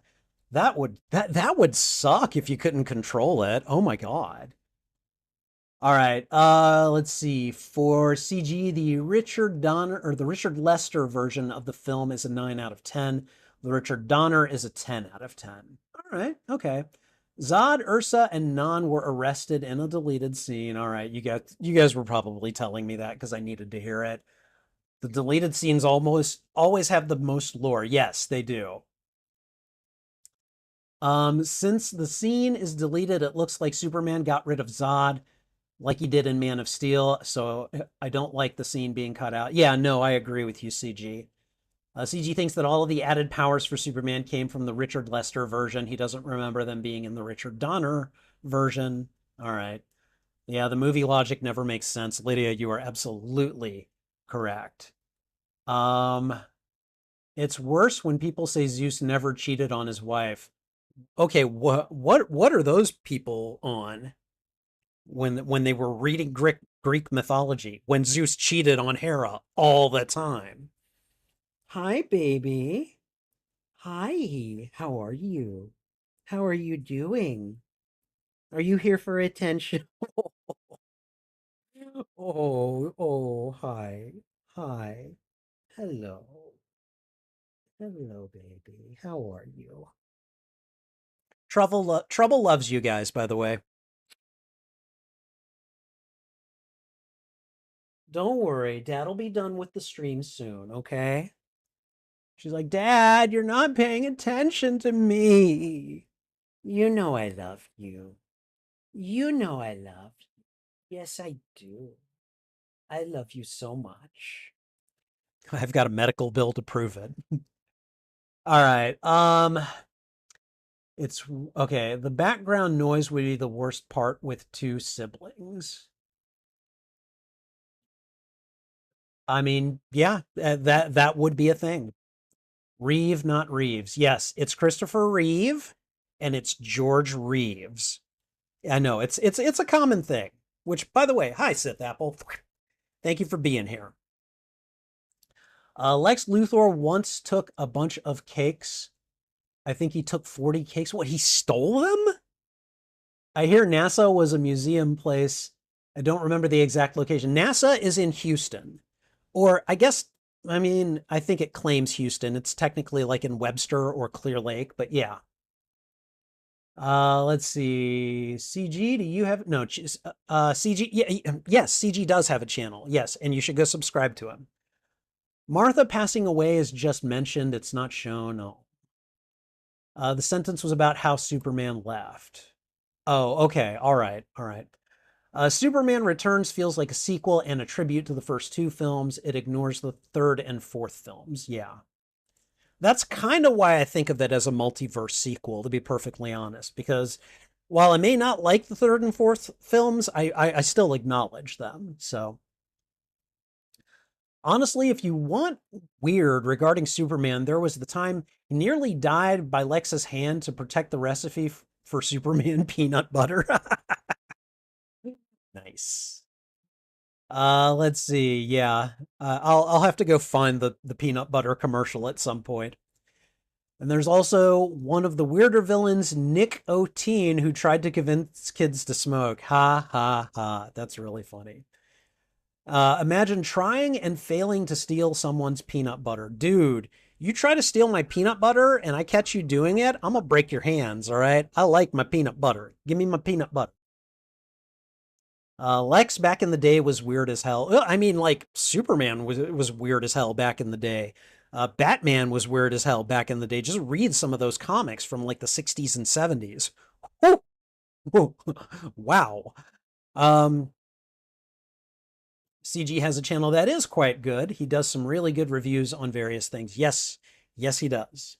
Yes, he absolutely does. So, all right, guys. I think I'm gonna go. I need to. I'm getting hungry, and Sunday is my night to take care of the household for dinner.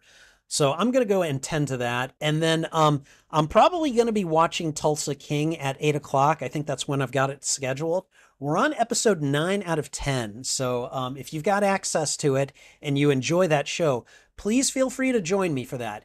Next week's Classics Revisited is going to be Batman Begins. I cannot wait to rewatch that. I loved that movie. I think it's personally my favorite one out of the trilogy.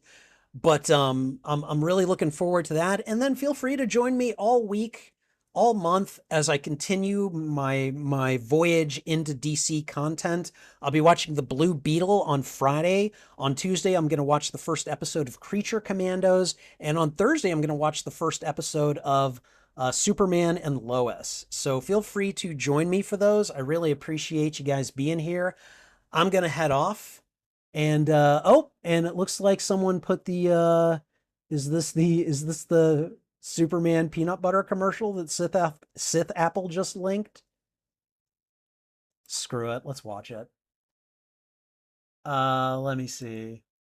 It's 33 seconds long. And I've got the desktop. You know what? Let me see what I can do here, because I don't see this one being an issue. Let's go ahead. I'm going to enable the desktop. I have got it's like 33 seconds long. Let's see if we can bring this up and just do a quick reaction. Let me come over to here. Let me see if I can just do a window real quick. So there it is. I apparently need to apply some filters to it. Okay, why can't I do that? Okay, there we go. There we go. Oh my God, why did it do that? Why did you do that? Why did you grow exponentially when I only... Whatever. Oh my God, it's gargantuan. How did it do that?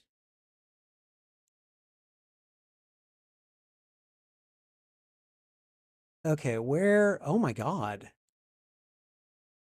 All right, sorry guys. OBS is just flipping weird sometimes and will do just ridiculous things to it. Is there something I can do to force the size down? Okay, you know what? Screw this. We are going to get rid of it. I'm gonna do this, and we're gonna try it again. And it's still ridiculously unmanageable in terms of size. Okay, let me try a different window.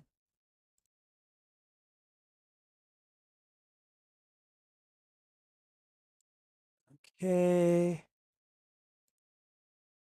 That's a lot better, actually. It's still a bit off, but I can at least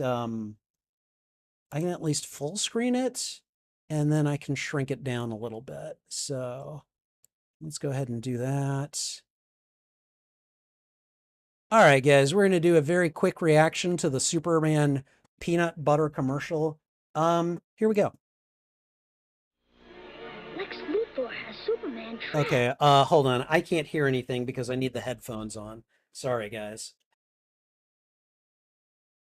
All right, let's try this again. Okay. Lex Luthor has Superman trapped. He's using kryptonite to destroy his powers. Oh my Now God. you'll tell me why Superman peanut butter tastes so great. Never. So fresh Seriously? roasted, so creamy, so Oh yummy. my That God. secret will be mine, all mine. He just wants the peanut butter? Yay, foiled again. Just wait, Superman. I'll find out. Superman peanut butter. Its strength is its great taste. And I'd have been successful if it weren't for you meddling kids. Oh, that's funny. That's funny. If I have to delete this because of I get copyright claimed, just know that I did this for you guys, okay? All right? That was funny. All right. Let's see. Yeah, it's an old commercial. Yeah, you're right. It probably will. There probably won't be an issue, but you never know. I've gotten copyright claimed on all of my DC video games so far. I've been able to monetize them by like muting some of the content, but like they hit me every time when I do a video game. It's weird. So you miss seeing Trouble? She is. She very pretty. She very pretty. She's a pretty kitty. I love her very much. She's 7 years old. She is 7 years old and she is just the best. All right, guys, I'm going to get going. Thank you guys so much for being here. I really do appreciate it. It is time for me to head off. So yeah, take care. Um, yeah, until my next stream or upload, I'll be wishing you a good day. Bye.